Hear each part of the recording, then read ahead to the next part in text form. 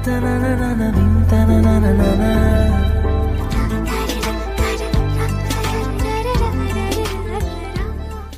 আমার বিয়ে যার সাথে হচ্ছে তার মুখটা পর্যন্ত দেখা হয়নি। কি কপাল আমার, আপনারা বলেন। বিয়েটা আমার ইচ্ছের বিরুদ্ধে হচ্ছে। এই সময় বিয়ে করার কোনো ইচ্ছে ছিল না আমার, কিন্তু কি করব বলেন, সবার চাপের কারণে বিয়ে করতে হচ্ছে আমাকে। বলতে পারেন বাধ্য হয়ে হচ্ছে। চলুন পরিচয়টা জেনে নিন। আমি রুবুল হাসান, মায়ের বড় ছেলে, আর আমার একটা বড় বোনও আছে। বাকিটা পরে জানতে পারবেন। আজ বাদে কাল আমার বিয়ে, আজ গায়ে হলুদ। সবাই এই দিনে অনেক আনন্দ করলেও আমার মনে হচ্ছে আজ আমার গায়ে হলুদ নয়, মনে হচ্ছে আজ আমাকে কুরবানি করা হবে। ঠিক শুনেছেন, মনে হচ্ছে আমাকে কুরবানি করা হবে। বন্ধুদের থেকে শুনেছিলাম মেয়েটা নাকি কালো। তারপর অনেক চেয়ে বিয়ে আটকাতে কিন্তু পারিনি। যতই চাই নিজের বিয়েটা ভাঙতে, সামনে কেউ না কেউ এসে দাঁড়ায়। আমার পরিবারেরই কেউ আসে, হয়তো আপু নয়তো মা। যেদিন শুনলাম মেয়েটা কালো, সেদিন থেকে আমার হাসি আনন্দ সব উড়ে গেল। তারপর অনেক চেয়েছি বিয়ে ভাঙতে, কিন্তু পারিনি। অবশেষে আজ আমার গায়ে হলুদ। রাত 12টার সবকিছু সাজানো শেষ।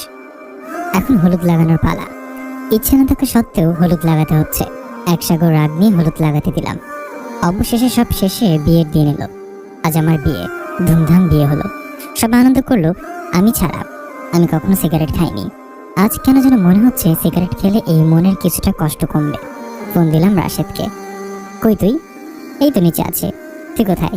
আমি ছাদে আছি, এখানে আয়। ওকে আসতেছি। 5 মিনিট পর। তা মামা, কি অবস্থা? এই তো আছে কোনো রকম। কোন রকম মানে?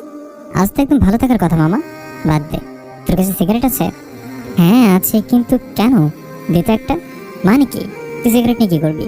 চিন্তা করিস না, কলেজে থাকতে তোরা সিগারেট খেলে আমি নিয়ে ফেলে দিতাম, কিন্তু এখন তোর টাকা নষ্ট করবো না, আমি খাবো। চিন্তা করিস না, দে একটা। তুই সিগারেট খাবি মানে? খাবো মানে খাবো, দিবি কিনা বল। কি হয়েছে হঠাৎ তোর? তুই তো কখনো সিগারেট খাস নাই, তাহলে আজকের এই দিনে তুই কিভাবে সিগারেট খাবি? মুখ দিয়ে খাবো সিগারেট, দে। তারপর রাশেদ সিগারেটের প্যাকেটটা আমাকে দিল। আমি একটা সিগারেট ধরলাম। প্রথমে মুখে দিতে প্রচুর কাশি আসলো, গলা পড়লো। তারপর আরো কয়েকবার সিগারেটে টান দিতে গলা পড়লো। এভাবে একটা সিগারেট নষ্ট হয়ে গেল। কিছুক্ষণ পর আরেকটা ধরালাম, সেটা মুখে নিয়ে টান দিলাম, কিন্তু আগের মতো কাশি আসলো না। আবার টান দিলাম, মনে হলো পুরো শরীর ঠান্ডা হয়ে গেল। এভাবে আরো একটা সিগারেট খেলাম। মোট 3টা সিগারেট খেলাম। মনে হচ্ছে ভেতরে অনেক বছর পর এমন ঠান্ডা অনুভূতি আসলো। মনে হয় এটাই জীবনের প্রথম, আর হয়তো কখনো এমন ঠান্ডা হয়নি। এতক্ষণ আমার কারসাজিগুলো রাশেদ দেখছিল, কিছু বলছে না। তারপর আরো কিছুক্ষণ দাঁড়িয়ে থাকলাম। তুই কি পাগল হয়ে গেছিস? এসবের মানে কি? কিছু না। কিছু না বললে কি হবে? কি হয়েছে বল। মনে হয় কি আমার কিছু হয়েছে? হ্যাঁ, মনে হয় না, শুধু আমি শিওর তোর কিছু হয়েছে, নয়তো আজ প্রথম সিগারেট খাচ্ছিস কেন তুই? রাশেদের আমি অনেক কথা বলছিলাম, হঠাৎ আপু আসলো। আমি তাড়াতাড়ি সিগারেটটা লাইটে লুকিয়ে ফেললাম। আপু সেটা খেয়াল করেনি। তোর এখানে কি করতেছিস? এই তো গল্প করছিলাম। তোর কি এই রাতটাতে গল্প করতে হবে? হ্যাঁ আপু, আমিও সেটাই বলছিলাম। চল রুমে যা। আমি আরেকটু পরে যাবো। আরেকটু পরে মানে কি? ঘড়িতে তাকিয়ে দেখ কয়টা বাজে। 1:10 হয়েছে। মনে মনে বললাম, শালা বন্ধু নাকি শত্রু রে? কি বিপদ থেকে উদ্ধার করবে তা না, আর আপুর সাথে তাল মেলাচ্ছে। তুই বেঁচে থাকলে পরে দেখে নেবো শালা। চল ওকে দিয়ে আয়। আপু হঠাৎ রেগে কথা বলতেছে, কারণটা বুঝলাম না। তারপর রাশেদ আমাকে বিয়ে বাসর ঘরের সামনে নিয়ে দিয়ে আসলো। দেখ ভাই, যা হবার হবে সেটা পরে দেখা যাবে, আগে বিড়াল ঠিক মতো মারবি। বিড়াল মারতে যাবো কেন? বিড়াল তো একটা প্রাণী, তাকে মারলে তো পাপ হবে। এটা আমার ছোটবেলার ভাবনা ছিল, যদি এখন বুঝি বিড়াল মারার মানে। দূর শালা, এই বিড়াল সেই বিড়াল নয়। তাহলে কি? ভেতরে ঢুকলে দেখবি। এখন যা। ওকে, দোয়া করিস। হ্যাঁ, দোয়া করবো কালকের মধ্যে যাতে ডজনখানেক বাচ্চার বাবা হোস। দূর শালা, যা ভেতরে। বিড়াল কিন্তু বারবার মারার সময় পাবি না, বলে ধাক্কা দিয়ে ভেতরে ঢুকিয়ে দিল। ধাক্কাটা এতই জোরে ছিল যে আমি সোজা গিয়ে পড়লাম। আরে ভাই, খাটের এক পাশের কোনায়। গল্পের শ্রোতারা সবসময় উল্টাপাল্টা ভাবেন কেন? তারপর কষ্ট করে উঠলাম। বউ এসে আমাকে পায়ে ধরে সালাম করলো। তার ঘুমটা সরালাম। দেখলাম আমার ফ্রেন্ডরা যেমন কালো বললো তেমন কালো না। আপনার নাম কি? এটা কেমন কথা? বিয়ে করলেন অথচ নামটা জানেন না? আসলে আমি ভুলে গেছি। ভুলে যাওয়ারই কথা। যাই হোক, আমার নাম মারিয়া আফরিন তুফা। আপনি তুফা বলে ডাকতে পারেন। ওকে, তুফা বলে ডাকবো। আসলে আমার কিছু কথা আছে। ঠিক আছে, সব কথা শুনবো, আগে বলেন 2 রাকাত নফল নামাজ পড়ে নেই। আচ্ছা ঠিক আছে। আমি যে কথাগুলো বলবো সে কথাগুলো হয়তো তুফা শুনে অনেক কান্নাও করতে পারে, তাই প্রথমবারের মতো তার কথায় রাজি হলাম। তারপর নামাজ শেষ করে আমি খাটে এসে বসলাম। তুফার দিকে আর একবারও তাকাইনি। আমি খাটে বসে তুফার জন্য অপেক্ষা করতে লাগলাম। সে আসলো, এসে আমার সামনে বসে দাঁড়ালো। তারপর আমি আস্তে আস্তে মাথা তুললাম। এই কি, এটা কি তুফা ছিল? একটু আগে দেখলাম এর চেয়ে ভালো চেহারা, আর এখন এত কালো। পরে বুঝলাম সব ময়দার অবদান। কপালটা আমার এতই পোড়া। ছোট একটা গল্প বলি। এক ভিক্ষুক প্রতিদিন বিউটি পার্লারের সামনে ভিক্ষা করতেন। একদিন এক সাংবাদিক তাকে জিজ্ঞাসা করলো, আপনি প্রতিদিন এখানে তো ভিক্ষা করেন? হ্যাঁ। আপনি ভিক্ষা করে প্রতিদিন কত টাকা করে পান? স্যার, খুবই কমই পাই। কম পান মানে? তারা কি টাকা দেয় না? দেয় স্যার। যদি সবাই দিত তাহলে তো আরো বেশি পেতাম। তাহলে কি সবাই দেয় না? না স্যার, ঢোকার সময় বলে ওই দিক থেকে আসার সময় দিবে, কিন্তু আজ পর্যন্ত দেখলাম না। এদিক থেকে যারা গেছে তাদেরকে ফিরে আসতে। কেউ ফিরে আসে না?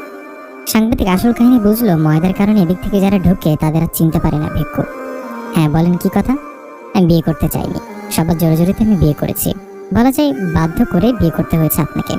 আপনি কখন আমার থেকে স্বামীর অধিকার পাবেন না। আপনি আমাকে বিয়ের আগে কেন এসব বলেননি? বলতে চেয়েছিলাম কিন্তু বলতে পারিনি। আপনি এভাবে আমার জীবনটা নষ্ট করতে পারেন না। আমি নষ্ট করতে চাইনি, আমাকে ক্ষমা করবেন। আমি অনেক চেয়েছি আপনার সাথে এই বিষয়ে কথা বলতে, কিন্তু যখনই আপনার সামনে যেতে চাই তখনই কেউ না কেউ আমার সামনে এসে যায়, তাই আপনার সাথে কথা হয়ে ওঠেনি। তাহলে এখন আমার কি হবে? চিন্তা করবেন না, আমি আপনাকে 3 মাস পর ডিভোর্স দিয়ে দিব। তারপর আপনার যেদিকে ইচ্ছা চলে যাবেন। মনে মনে আমি বোধ একমাত্র মেয়ে যে বাসর রাতে স্বামীর কাছ থেকে ডিভোর্সের কথা শুনতে হচ্ছে। ওকে, ঠিক আছে, আর শুয়ে পড়েন। এই কি, আপনি এখানে কেন শুয়েছেন? তাহলে কোথায় শুব? আপনি খাটে ঘুমান। তাহলে আপনি কোথায় ঘুমাবেন? আমার সাথে নাকি? না, আমি সোফায় শুব, আপনি খাটে যান। আচ্ছা, আর একটা কথা শুনেন। বলেন। আমাদের মাঝে যে ভালো সম্পর্ক নাই সেটা যেন কেউ বুঝতে না পারে। আপনি যেমন বলবেন। ধন্যবাদ। ধন্যবাদ দিতে হবে না। আপনি আমাকে বউ হিসেবে না মানেন, আমি তো মানি।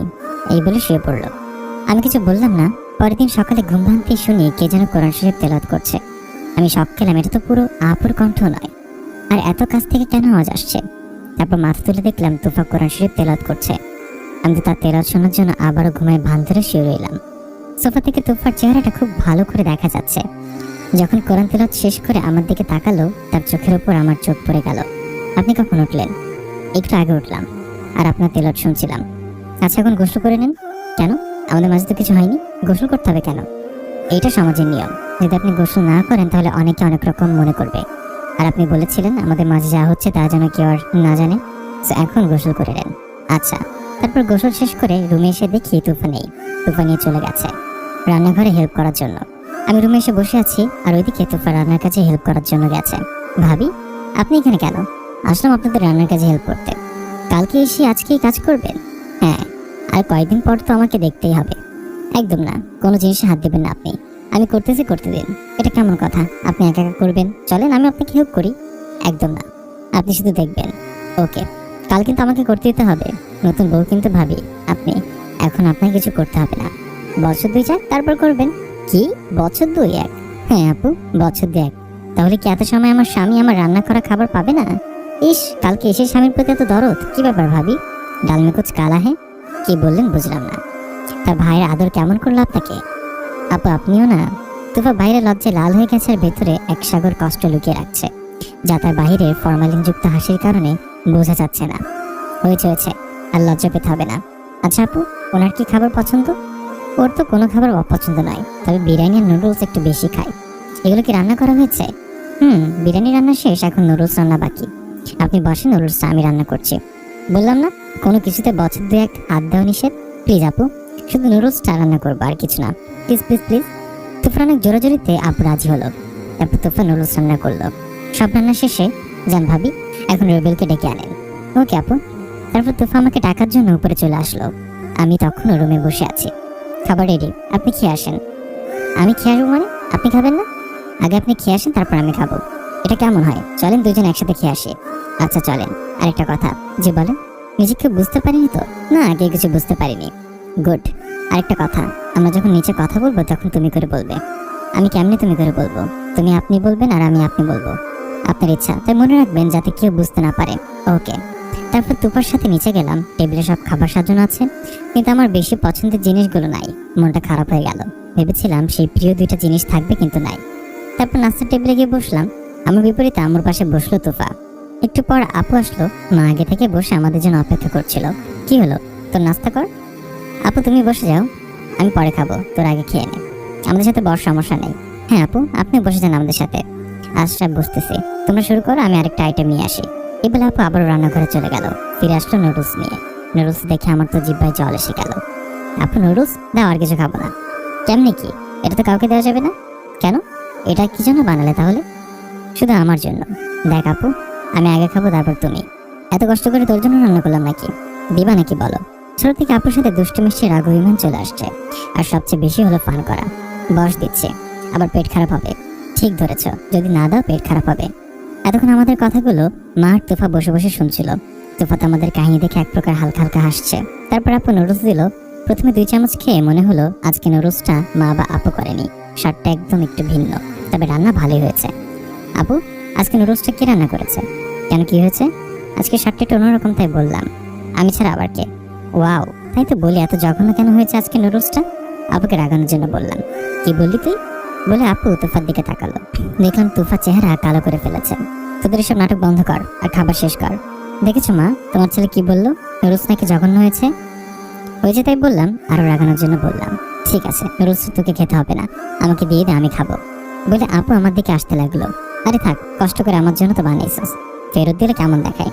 তার চেয়ে বরং আজকে কোনো রকম হজম করে নি, এটা আমি রান্না করিনি। এখন তো বলবাই তুমি রান্না করনি। সত্যি আমি রান্না করিনি। তাহলে কি করেছে? তুফা করেছে। আমি তুফার দিকে তাকিয়ে দেখি তুফা মাথা নিচু করে বসে আছে, চেহারা দেখা যাচ্ছে না। তুফা, তুমি রান্না করেছো? তুফা মাথা তুলে আস্তে আস্তে তাকালো। দেখলাম চেহারা কালো করে আছে, মনে হচ্ছে এক্ষুনি কান্না করবে। আপু, তো তুমি রান্না করেছো বলে আমি ফান করছি। আমি জানি না, তোর যে ইচ্ছে কর। বলে আপু না খেয়ে চলে গেল। পেছন থেকে অনেক ডাকলাম, তাও চলে গেল। তারপর মাও চলে গেল। মাথা পুরো খারাপ হয়ে গেল। আমি শুধু ফান করার জন্যই কথাগুলো বলেছি, তাতে এমন রিয়াকশন দেখানোর কি আছে? তুফা, আপনি খেয়ে নিন, এখানে আর কেউ নাই, তাই এবার আপনি করে বললাম। না, আমি আর খাবো না, আপনি খেয়ে নিন। আমি উঠলাম। আমি শুধু বসে আছি আর চিন্তা করলাম, একটু ফান করলাম তাতেই অবস্থা। যাক, আমি আর কি করবো, আমি মনে হয় খেতে চলে আসলাম। রুমে এসে দেখলাম তুফা কান্না করছে। কি হয়েছে? আপনি আবার কান্না করছেন কেন? এমনি, কিছু হয়নি। দেখেন, আমি শুধু আপুর সাথে ফান করার জন্য এমন কথা বলেছি, আর কিছু না। আরে না, আসলে নুডলসগুলো ভালো হয়নি, হয়তো জঘন্য হয়েছে। কেউ আমার কথা কেন বিশ্বাস করছে না? আমি শুধু ফান করার জন্য এসব বলেছি, সত্যি ভালো হয়েছে রান্না। বাদ দিন সেসব, না খেয়ে চলে আসলেন কেন? নুডলস না হয় জঘন্য হয়েছে, টেবিলে তো আর অনেক কিছু ছিল, ওখান থেকে খেতেন। কেউ তো খাইনি, আমি কিভাবে খাবো? আর আপনিও তো না খেয়ে চলে আসলেন। তখন কে যেন ফোন দিল। ফোন হাতে নিয়ে দেখি রাশেদ। হ্যাঁ রাশেদ, বল, কোথায় তুই? বাসায়। আবার কোথায় হবো? এখন তো বাসা থেকে বেরই হবি না শালা। কেন, তোর এমন মনে হলো কেন? যাই হোক, রাতে বিড়াল কেমন মারলি? বিড়াল মারতে যাবো কেন রে ভাই? দেখলাম তুফা বড় বড় করে চোখকে তাকাচ্ছে, মনে হচ্ছে কিছু বলবে। কোথায় হারালি? আগে কিছু চিন্তা করতেছিস? তুই কি কখনো ভালো হবি না? কেন, আমি কি করলাম? কাল থেকে একটাই কথা বলে যাচ্ছিস। আচ্ছা, রাগ করিস না, আমরা সবাই পার্কের সামনে আছি, তুই চলে আয়। ওকে, আসতেছি। তারপর ফোন কেটে দিলাম। দেখলাম তুফা এখন আমার দিকে তাকিয়ে আছে। আপনার আবার কি হলো, এভাবে তাকিয়ে আছেন কেন? কে ফোন দিছিল? আপনি জেনে কি করবেন? এমনি বললাম। আর আপনি যদি না বলেন তাহলে আর কিছু জিজ্ঞাসা করবো না। আমার বন্ধু ফোন দিচ্ছিল, রাশেদুর নাম। আমার খুব ভালো বন্ধু, সবসময় সে আমার পাশে ছিল। একটু আগে সে ফোন দিয়ে আপনাকে কি বলছিল? আমাকে যেতে বললো তাদের সাথে। তার সামনে একটা পার্ক আছে, ওখানে আমার কিছু ফ্রেন্ডরাও আছে। কখন যাবেন? এখন যাব। না খেয়ে যাবেন? আর খাবো না, ওখানে গিয়ে খেয়ে নেব। ঠিক আছে, মনে করে খেয়ে নেবেন। ওকে, আপনিও খেয়ে নেবেন। তারপর আমি পার্কে যাওয়ার জন্য রুম থেকে বের হলাম। সাথে সাথে আপু আসলো। কোথাও যাবে নাকি? রাশেদ ফোন দিয়েছিল, তাদের সাথে দেখা করতে যাব। না খেয়ে উঠে গেলে কেন? তোমরা কেউ খাওনি তাই আমিও খেলাম না। তুফা খেয়েছে? না, সেও না খেয়ে চলে গেছে। চল আগে খেয়ে নে, তারপর বের হবি। না আপু, আমি রাশেদের সাথে খেয়ে নেবো। গেলাম, আর কিছু বলতে না দিয়ে চলে গেলাম। আর ওইদিকে আপু খাবার নিয়ে তুফার কাছে গেল। ভাবি, এগুলো খেয়ে নেন। না আপু, আমি খেয়ে তো আসলাম, আর খাবো না। আপু কই খেলেন? সবাই তো যার যার মতো করে চলে গেল, কেউ তো খাইনি। যা খেয়েছি তা তো অনেক, আর খাবো না। আর আপু, আপনি তো রবিলের বড়, মানে আমারও বড়, তাহলে আমাকে তুমি করে বললে খুশি হব। ঠিক আছে, বলবো। এখন খেয়ে নাও। না আপু, আপনার ভাই আসলে একসাথে খাবো। তারপর আপু অনেক জোরাজোরি করলো তুফাকে খাওয়াতে, কিন্তু তুফা খাইনি, আমার জন্য অপেক্ষা করতে লাগলো।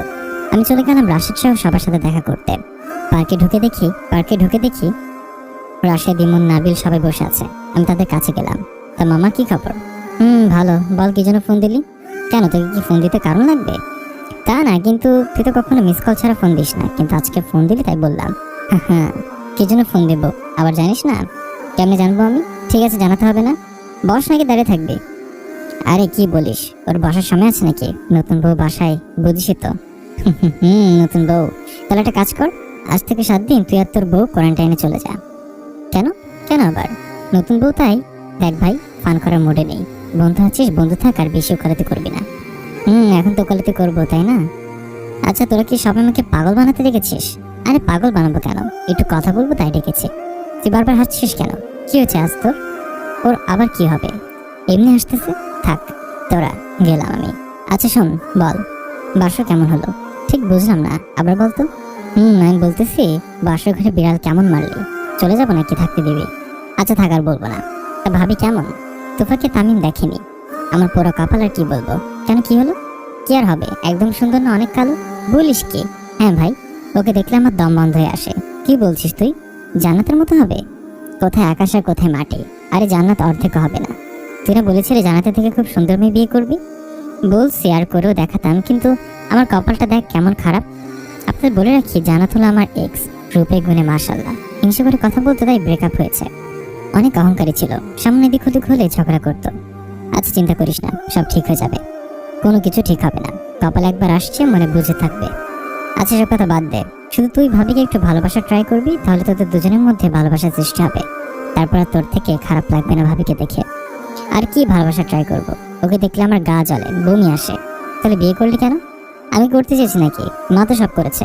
কি করলো আন্টি? কি আর করবে? তুফার মা আর আমার মা নাকি বান্ধবী? তুফা অনেক ভালো মেয়ে, নাকি নামাজে দোয়া ঠিক মতো পড়ে, তাই মা আর আপু মিলে আমার গলায় তুফাকে ঝুলিয়ে দিয়েছে। আচ্ছা বাদ দে তো, চল অনেক সময় হয়েছে, দুপুরে খাবার খেয়ে নিই। তারপর সব একটা হোটেলে ঢুকে খাবার খেয়ে নিলাম। তারপর এদিক ওদিক ঘুরতে ঘুরতে রাত 12টা। চলে এবার বাসা যাই, অনেক রাত তো হলো। ঠিক আছে যাই। রাতের খাবার খেয়ে নিলাম হোটেলে, তারপর বাসায় চলে আসলাম। বাসার কলিং বেল বাজতেই তুফা এসে দরজা খুলে দিল।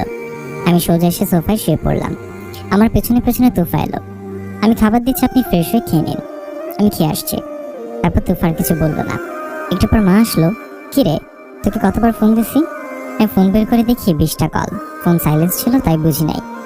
ফোন সাইলেন্স ছিল মা? স্বাধীন কোথায় ছিলে? বাইরে আড্ডা দিচ্ছিলাম। স্বাধীন বাইরে আড্ডা দিলে কি হবে? ঘরে নতুন বউ আছে, এটা কি তোর মাথায় নেই? সরি, এমন হবে না, মনে থাকে যেন। তারপর মা চলে গেল। আমি আবারও সোফায় শুয়ে পড়লাম। মা আসছিল তাই উঠে গেছি। আপনি কি সত্যি খাইছেন? হ্যাঁ খাইছি। তুফার কিছু বললো না, যে যার মতো শুয়ে পড়লাম। তার পরের দিন সকালে ঘুম থেকে উঠে একই আওয়াজ শুনতে পেলাম। কোরআন তেলাওয়াত করছে তুফা। আমি তার তেলাওয়াত শুনতে লাগলাম। তুফার কোরআন তেলাওয়াত শেষে আমি উঠে গেলাম। আপনি ফ্রেশ হয়ে নিন, আমি চা বানিয়ে নিয়ে আসছি। তারপর তুফা চা নিয়ে আসলো। আমি ফ্রেশ হয়ে চা খেয়ে নিলাম। তারপর রুম থেকে বের হতে দেখি আপু। Good morning. Bad morning. কেন, তোর কি খারাপ হলো কি? আচ্ছা আপু, তোমরা এই মেয়েটার মধ্যে এমন কি দেখলা তাকে আমার সাথে বিয়ে দিলাম? দেখ, তুফা অনেক ভালো মেয়ে, হয়তো একটু শ্যামলা, কিন্তু ওর মতো হাজার একটা হয়। এমন হাজারের একটা মেয়ে নিয়ে 10,000-এর যে কোনো একটা হাজার আনতে পারলে না। এই তোর সমস্যা কি? কি আর সমস্যা হবে? যত সমস্যা হয় কালো মেয়েটা। তুই শুধু চামড়া নিয়ে পড়ে আছিস, কখনো কি তাকে বোঝা ট্রাই করেছিস? আর কখনো করবো না। তুই কাল দুপুরে আর রাতে খেয়েছিস? হ্যাঁ খেয়েছি। কোথায় খেলি? হোটেলে। আর তুই যে একটা মেয়েকে একা এখানে রেখে গেলি, সে খেয়েছে কিনা জানিস? হ্যাঁ সে হয়তো খেয়েছে। না, সে খায়নি, ইভেন এখনো খায়নি। তুই যখন দুপুরে খেলি না, তখন সেও খায়নি তোর সাথে খাবে বলে। আর যখন রাতেও খেলি না, তখন সেও খায়নি তোর সাথে খেতে পারিনি বলে। তাতে আমার কি? তোর কি মনে হয় না যে সে তোর ভালো মন্দ কিছু দেখতে পারবে? ভালো মন্দ আমার দেখতে হতো যদি আমার কালো মেয়েটা না আসতো। কি কম ছিল আমার? কেন এমন কালো মেয়েকে তোমরা দেখলে? দুনিয়াতে কি আর কোনো মেয়ে ছিল না? ছিল, তবে তারা তোর জন্য যোগ্য ছিল না। এই মেয়েটাই তোর যোগ্য। চিল্লে চিল্লে বলে আপু চলে গেল। আমি চিন্তা করলাম, তাহলে তুফা কাল থেকে খাইনি। এখন তো নিজেকে ঘৃণা লাগতেছে। একটা মেয়ে আমার জন্য না খেয়ে আছে, অথচ আমি তাকে একটা বড় জিজ্ঞাসা করিনি খেয়েছে কিনা। না না, এটা আমি ঠিক করিনি। তারপর আবার রুমে গেলাম, দেখলাম তুফা বসে বসে কান্না করতেছে। আমি আর আপু যখন কথা বলছিলাম, তখন আমাদের কথাগুলো তুফা শুনছিল। আর আমাদের কথাগুলো শুনে তুফা কান্না করতে লাগলো। তুফা নিজে নিজেকে বলছে, কেন তো কালো হলাম আমি? চামড়া দিয়ে কেন মানুষের বিচার করা হয়? কি হলো, আপনি কান্না করছেন কেন? তুফা কিন্তু বলছে না। আরে কি হলো বলেন? তার কিছু বলছে না, আরো জোরে জোরে কান্না করতে লাগলো। দেখেন, আমাদের বাসায় মেহমান ভর্তি। এই সময় আপনি কান্না করলে তারা শুনলে কি হবে ভাবতে পারছেন? কি হচ্ছে আমাকে বলেন, আর কান্না থামান প্লিজ। তারপর তুফা কান্না থামালো, হয়তো বাসায় মেহমানের কথা চিন্তা করে। তারপর তুফা বলতে শুরু করলো, কেন আমি কি কালো বলে মানুষ নই? যদি আমি কালো হয়তো অবহেলা পেতে হবে জানতে পারতাম, তাহলে হয়তো কখনো বিয়ে করতাম না। যদিও করতাম, আপনার মতো মানুষকে করতাম না। হ্যাঁ আমি কালো, আমি কারো ভালোবাসার যোগ্য নই, তাই বলে আমাকে তো অবহেলা করতে হবে? আপনি না বলেছিলেন 3 মাস পর ডিভোর্স দিয়ে দিবেন? হ্যাঁ বলেছি, তাহলে 3 মাস পর ডিভোর্স দিয়ে দিবেন। এই কালো চেহারার রং আপনাকে আর দেখতে হবে না। মনে তো হয় না এখনো কাউকে ভালোবাসছেন। আপনি কি বুঝবেন ভালোবাসা মানে? তুফা কথাগুলো কান্না করতে করতে বলল, আপনি খেয়েছেন? কালো মানুষের ভালো মন্দ খোঁজ রাখার আপনার প্রয়োজন নেই। আপনি খেয়েছেন তাতেই হবে। আসলে আমি কথাগুলো এভাবে বলতে চাইনি। কিভাবে বলতে চাইছেন তা আমার জানতে হবে না। ঠিক আছে, আপনি কাল থেকে না খেয়ে আছেন, এখন খেয়ে নিন। না খাবো না, আপনি খান গিয়ে। বলছি তো খেতে। খাচ্ছি। তারপর তুফা খাবার খেয়ে নিল।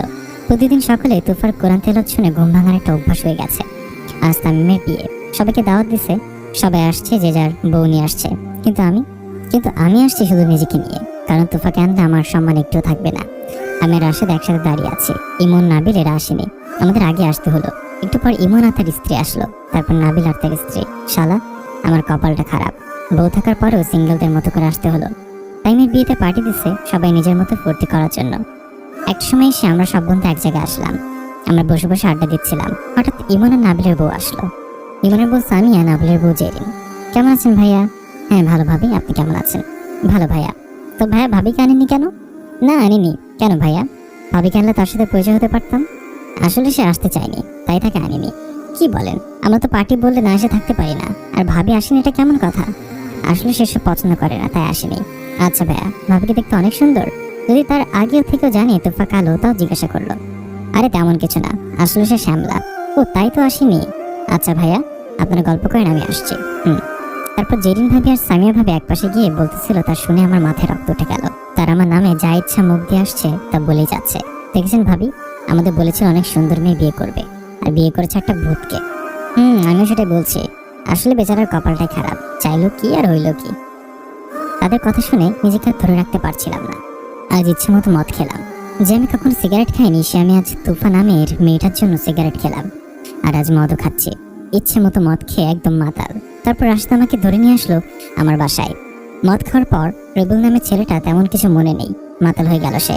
রাশিদ বাসার দিকে বাইরে চলে গেল, হয়তো রবিউলের বোন রিশাদকে কিছু বলতে পারে সেই ভয়। তারপর রবিউল বাসার কলিং বেল বাজালো। অনেক রাত হয়ে গেছে, তাই সবাই ঘুমিয়ে গেছে। দ্বিতীয়বার কলিং বেল বাজলো যখন, তখন তুফা এসে দরজা খুলে দিল। এ কি, আপনি এভাবে ঢুলছেন কেন? মদ খেয়েছি। কি, আপনি তো সিগারেট খান না, তাহলে মদ খেলেন কেন? আপনার জন্য। আর কিছু না বলে রুমে চলে এসে শুয়ে পড়লাম। তারপর তুফা আসলো। আমি মদ খেয়েছি, তবে পুরোপুরি মাতাল হইনি। একটু একটু বুঝতে পারছি, অনুভব করতে পারছি সবকিছু। তারপর তুফা এসে আমার পাশে শুয়ে পড়লো। আধমাতাল অবস্থায় আমি তুফাকে জড়িয়ে ধরলাম। তারপর হয়ে গেল ইতিহাস। না বুঝলে ইনবক্সে নক দিয়ে সকালে ঘুম থেকে উঠে দেখি তুফা আয়নার সামনে দাঁড়িয়ে মাথা আঁচড়াচ্ছে। আমি ঘড়িতে তাকিয়ে দেখি 9টা বেজে গেছে। কি হলো আজ, এত বেলা হয়ে গেল, তাও কেউ ডাকলো না? তখন আস্তে আস্তে রাতের ঘটনা মনে পড়ে গেল। মদ খেয়ে বাসায় আসার পর তুফার সাথে হওয়া ঘটনা সব মনে পড়ে গেল। আমি তো চিন্তায় পড়ে গেলাম, আমি কি করলাম? না, তোকে তার অনুমতি ছেড়ে স্পর্শ করা ঠিক হয়নি, ক্ষমা চাইতে হবে তোপার কাছে। তুফা আমার ঘুম ভাঙা দেখে মুচকে হাসতেছে। Good morning. মর্নিং। আপনি গোসল করে নিন, আমি খাবার দিচ্ছি। তুফার সাথে কথা বলতে আমার নিজেরই লজ্জা লাগতেছে। আর 7-5 না ভেবে আমি গোসল করতে চলে গেলাম। গোসল শেষ করে দেখি তুফা বসে আছে। আমি খাবার রেডি করছি, আপনি খেয়ে নিন, আপনার সাথে কিছু কথা ছিল। খাবার শেষ করে না হয় শুনবো। ওকে। তারপর তুফার আমি খাবার খেতে নিচে আসলাম। মা আর আপু খেয়েছে? না, সবাই একসাথে খাবে। ওকে, তাদেরকে ডাকেন। আচ্ছা আপনি বসেন, আমি ডাকতেছি। তারপর তুফা চলে গেল মা আর আপুকে ডাকতে। আপু আমার দিকে রাগি ভাবে তাকাচ্ছে। আমি তো কিছুই বুঝতেছি না কেন আপু এভাবে তাকাচ্ছে। আপু কিছু বলবা? বলার তো অনেক কিছু আছে, বল তাহলে। আগে খেয়ে নে, তারপর বলবো। ওকে। যদিও মুখে ওকে বললাম, মনে প্রচুর ভয় কাজ করছে। আপু আমার সাথে বেশি রাগারাগি করে না, কিন্তু হঠাৎ এভাবে রেগে যাওয়ার মানে কি আমি তো কিছুই বুঝতেছি না। তারপর সবাই মিলে খেয়ে নিলাম। আমি যখন উঠতে যাব, কোথায় যাচ্ছিস? রুমে যাব। তুমি জানো কি বলবে বলছো? রুমে যা, আমি আসতেছি। ওকে। তারপর আমি রুমে আসলাম, এসে আপুর জন্য ওয়েট করতে লাগলাম। তবে প্রচুর ভয় নিয়ে আছি। কিছুক্ষণ পর আপু আর তুফা একসাথে আসলো। বস এখানে। সোফা দেখিয়ে এখন তো তুফা ভয় পেয়ে গেল। আপু সিরিয়াস কিছু? অনেক সিরিয়াস। কি হয়েছে? কাল রাতে তুই মদ কেন খেয়েছিলি? তুমি কি করে জানলে? কি করে জানছি মানে? কেন খেয়েছিলি সেটা বল। আসলে কালকে পার্টিতে সব বললাম। আমার কথা শুনে আপু আর রাগ করে থাকলো না, কিন্তু তুফাকে দেখে মনে হচ্ছে এক্ষুনি কান্না করবে। তুই কখনো সিগারেটও খাসনি, বাসরাতে প্রথম সিগারেট খেলে, আর কালকে তারপর মদও খেলি। কি পাবে বল এসব খেয়ে? আর কখনো এসব খাবি না। আমি গেলাম। এই বলে আপু চলে গেল, কিন্তু তুফা মনমরা হয়ে বসে আছে। আসলে কালকে রাতের জন্য আমাকে ক্ষমা করবেন। আসলে একটু বেশি মদ খেয়েছিলাম, তাই কি করতে কি করলাম বুঝতে পারিনি। প্লিজ আমাকে ক্ষমা করবেন। আর এসব কি বলছেন? আপনি তো ভুল কিছু করেননি। ভুল তো করেছি, আপনার অনুমতি ছাড়া আপনাকে স্পর্শ করেছি। এখানে অনুমতি নিতে হবে কেন? আপনি তো আমার স্বামী, তাহলে অনুমতির কি আছে? তাই অনুমতি ছাড়া আসলে এমনটা করা উচিত নয়। সরি। আচ্ছা সব বাদ দেন, চা খাবেন? খেতে পারি যদি আপনি ক্ষমা করেন। আচ্ছা ঠিক আছে, ক্ষমা করলাম, বসেন, চা নিয়ে আসছি। তারপর তুফা চা নিয়ে আসলো। আজকে ঘোরাঘুরি করে রাতে বাসায় ফিরলাম, এসে আপুর সাথে দেখা। তোর সমস্যা কি? কি আবার করলাম আমি? সারাদিন কোথায় ছিলি? ফ্রেন্ডের সাথে ছিলাম। আচ্ছা দেখি কখনো ভালো হবি না? আচ্ছা ঠিক আছে, কাল থেকে অফিস যাব, সবকিছু আগের মতো করব। বিয়ের জন্য অফিস থেকে ছুটি নিয়েছিলাম, আজ ছুটির দিন শেষ, তাই এটা বললাম। দুপুরে খাইছিস? হোটেলে খেয়েছি। আর তুফা? আমি কি জানি খেয়েছে কিনা। খাইনি। এখন কি ওকে খাইয়ে দিবি? হ্যাঁ হ্যাঁ না হ্যাঁ বল। চল আমি খাবার দিচ্ছি, তুই নিজ হাতে খাইয়ে দিবি। এটা কত নম্বর বিপদ সংকেত আপু? দেখ, যদি না করিস তাহলে তোর মদ খাওয়া সিগারেট খাওয়া সব মাকে বলে দেবো। এটা কিন্তু ঠিক হচ্ছে না। তুই বড় না আমি বড়? আমি ছোট, তাও বলবি না আমি বড়। আচ্ছা ঠিক আছে, তুমি বড়। তাহলে কোনটা ঠিক কোনটা ভুল সেটা আমি তোর থেকে বেশি বুঝি। ওকে ওকে। ব্ল্যাকমেল করতেছে তাই মেনে নিলাম। তুই রুমে যা, আমি খাবার নিয়ে আসছি। তারপর আমি রুমে গেলাম। কিছুক্ষণ পর আপু খাবার নিয়ে আসলো, এসে আমাকে বললো, নে যা বলেছি তাই করবি। ওকে তুমি যাও। তারপর আপু চলে গেল। আপনার কি সমস্যা বলেন তো? কই কিছু না তো। সত্যি কিছু না? হ্যাঁ কি হবে? দুপুরে খাবার খাইছেন? না। কেন? আপনি খান নাই তাই? এটা কেমন কথা? আমি তো বাইরে থেকে খেয়েছি। আমি তো দেখিনি। তাহলে কি এবার আপনাকে দেখে দেখে খেতে হবে? দেখে না খেলেও আমি কি জানি নাকি আপনি খাইছেন কিনা? যদি আমি না খেয়ে থাকি তো আমিও খাবো না। কেন কেমন করছেন? ভালোবাসি তাই। সরি, কি বললেন? যদিও আগে শুনেছি কিছু না। আপু খাবার নিয়ে আসছে, খেয়ে নিন। আপু তো বলেনি আমাকে খেয়ে নিতে। মানে? আপু বলেছে আপনাকে খাইয়ে দিতে। মানে আপনি কি করে জানলেন? বলছিল আপু। তাহলে আপনারা সবাই মিলে আমাকে বোকা বানাচ্ছেন? বোকা বানাবো কেন? তাহলে কি? কেন, আপনার হাত থেকে খাওয়ার অধিকার তো আমার আছে তাই না? তারপর করলাম। দেখেন, আমি সকালে সরি বলেছি রাতের জন্য। আর আমি আপনাকে আগেই বলেছি কখনো আমার কাছ থেকে স্বামীর অধিকার পাবেন না। সেটা পরে দেখা যাবে। আগে খাইয়ে দিন, নয়তো আপুকে ডাকতেছে। মনে মনে স্বামীর অধিকার তো আমি আদায় করে নেব, যত কষ্টই হোক। আপনাকে আমার ঠিকই পছন্দ করে নিতেই হবে। ঠিক আছে, খাইয়ে দিচ্ছি। আব্বুকে ডাকতে হবে না। আব্বুকে ডাকলে সিগারেট খাওয়ার কথা মাকে বলে দিবে, তাই বাধ্য হলাম খাইয়ে দিতে। এখন খাইয়ে দিন। তারপর আমি হাত ধুয়ে তুফাকে খাইয়ে দিচ্ছি। প্রথম 2 লোকমা খেয়ে তুফা কান্না করতে লাগলো, শুধু নীরবে চোখের জল ফেলতেছে। আমি তুফাকে জিজ্ঞাসা করলাম, এ কি, আপনি কান্না করছেন কেন?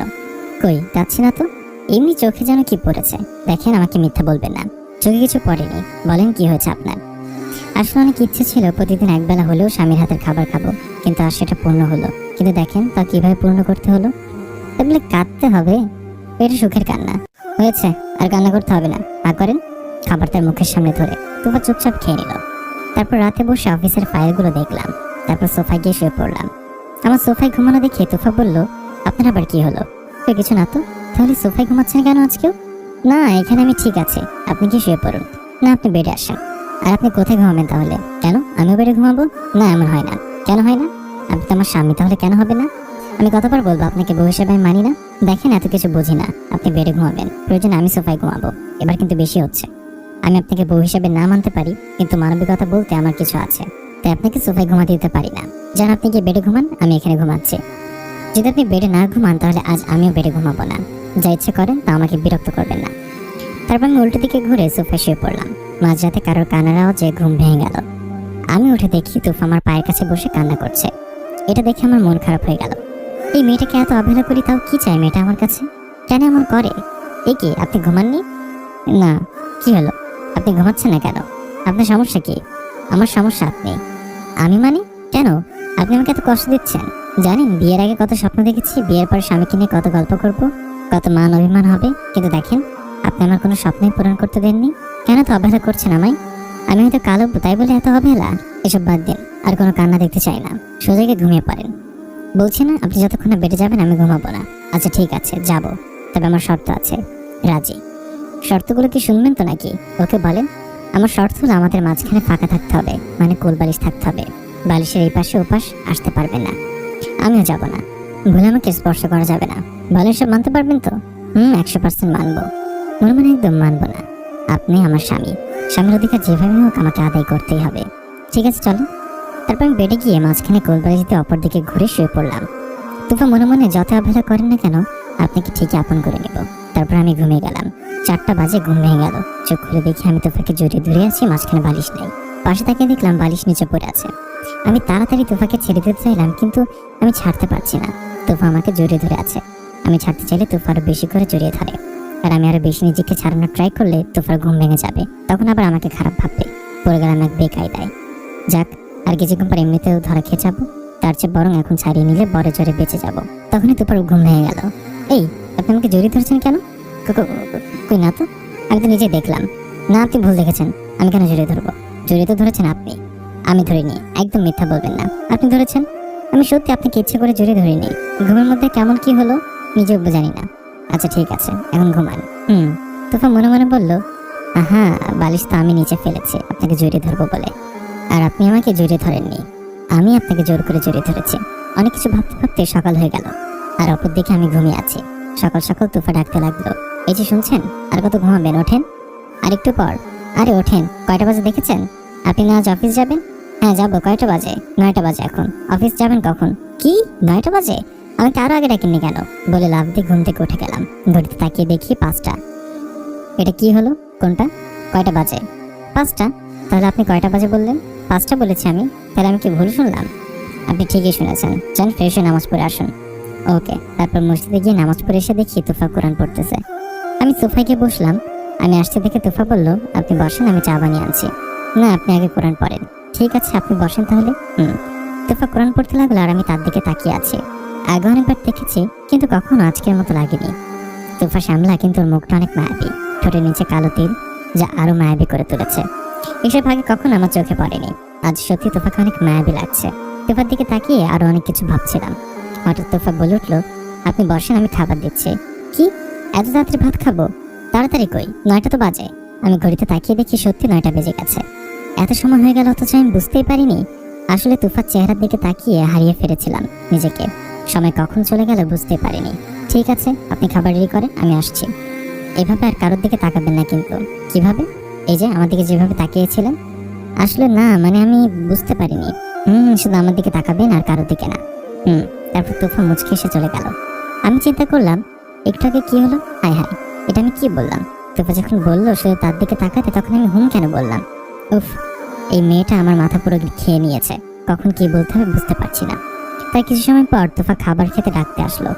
চলেন, খাবার রেডি করছি, সবাই আপনার জন্য অপেক্ষা করছে। চলেন। একটা রিকোয়েস্ট। বলেন। আগে বলেন, রাখবেন? আগে শুনতে হবে তো। আরে তেমন বেশি কিছু না, একদম সাধারণ। আচ্ছা ঠিক আছে, রাখবো। সত্যি? কি শুরু করলেন সকাল সকাল? আরে রাগ করছেন কেন? বলছি তো। বলেন।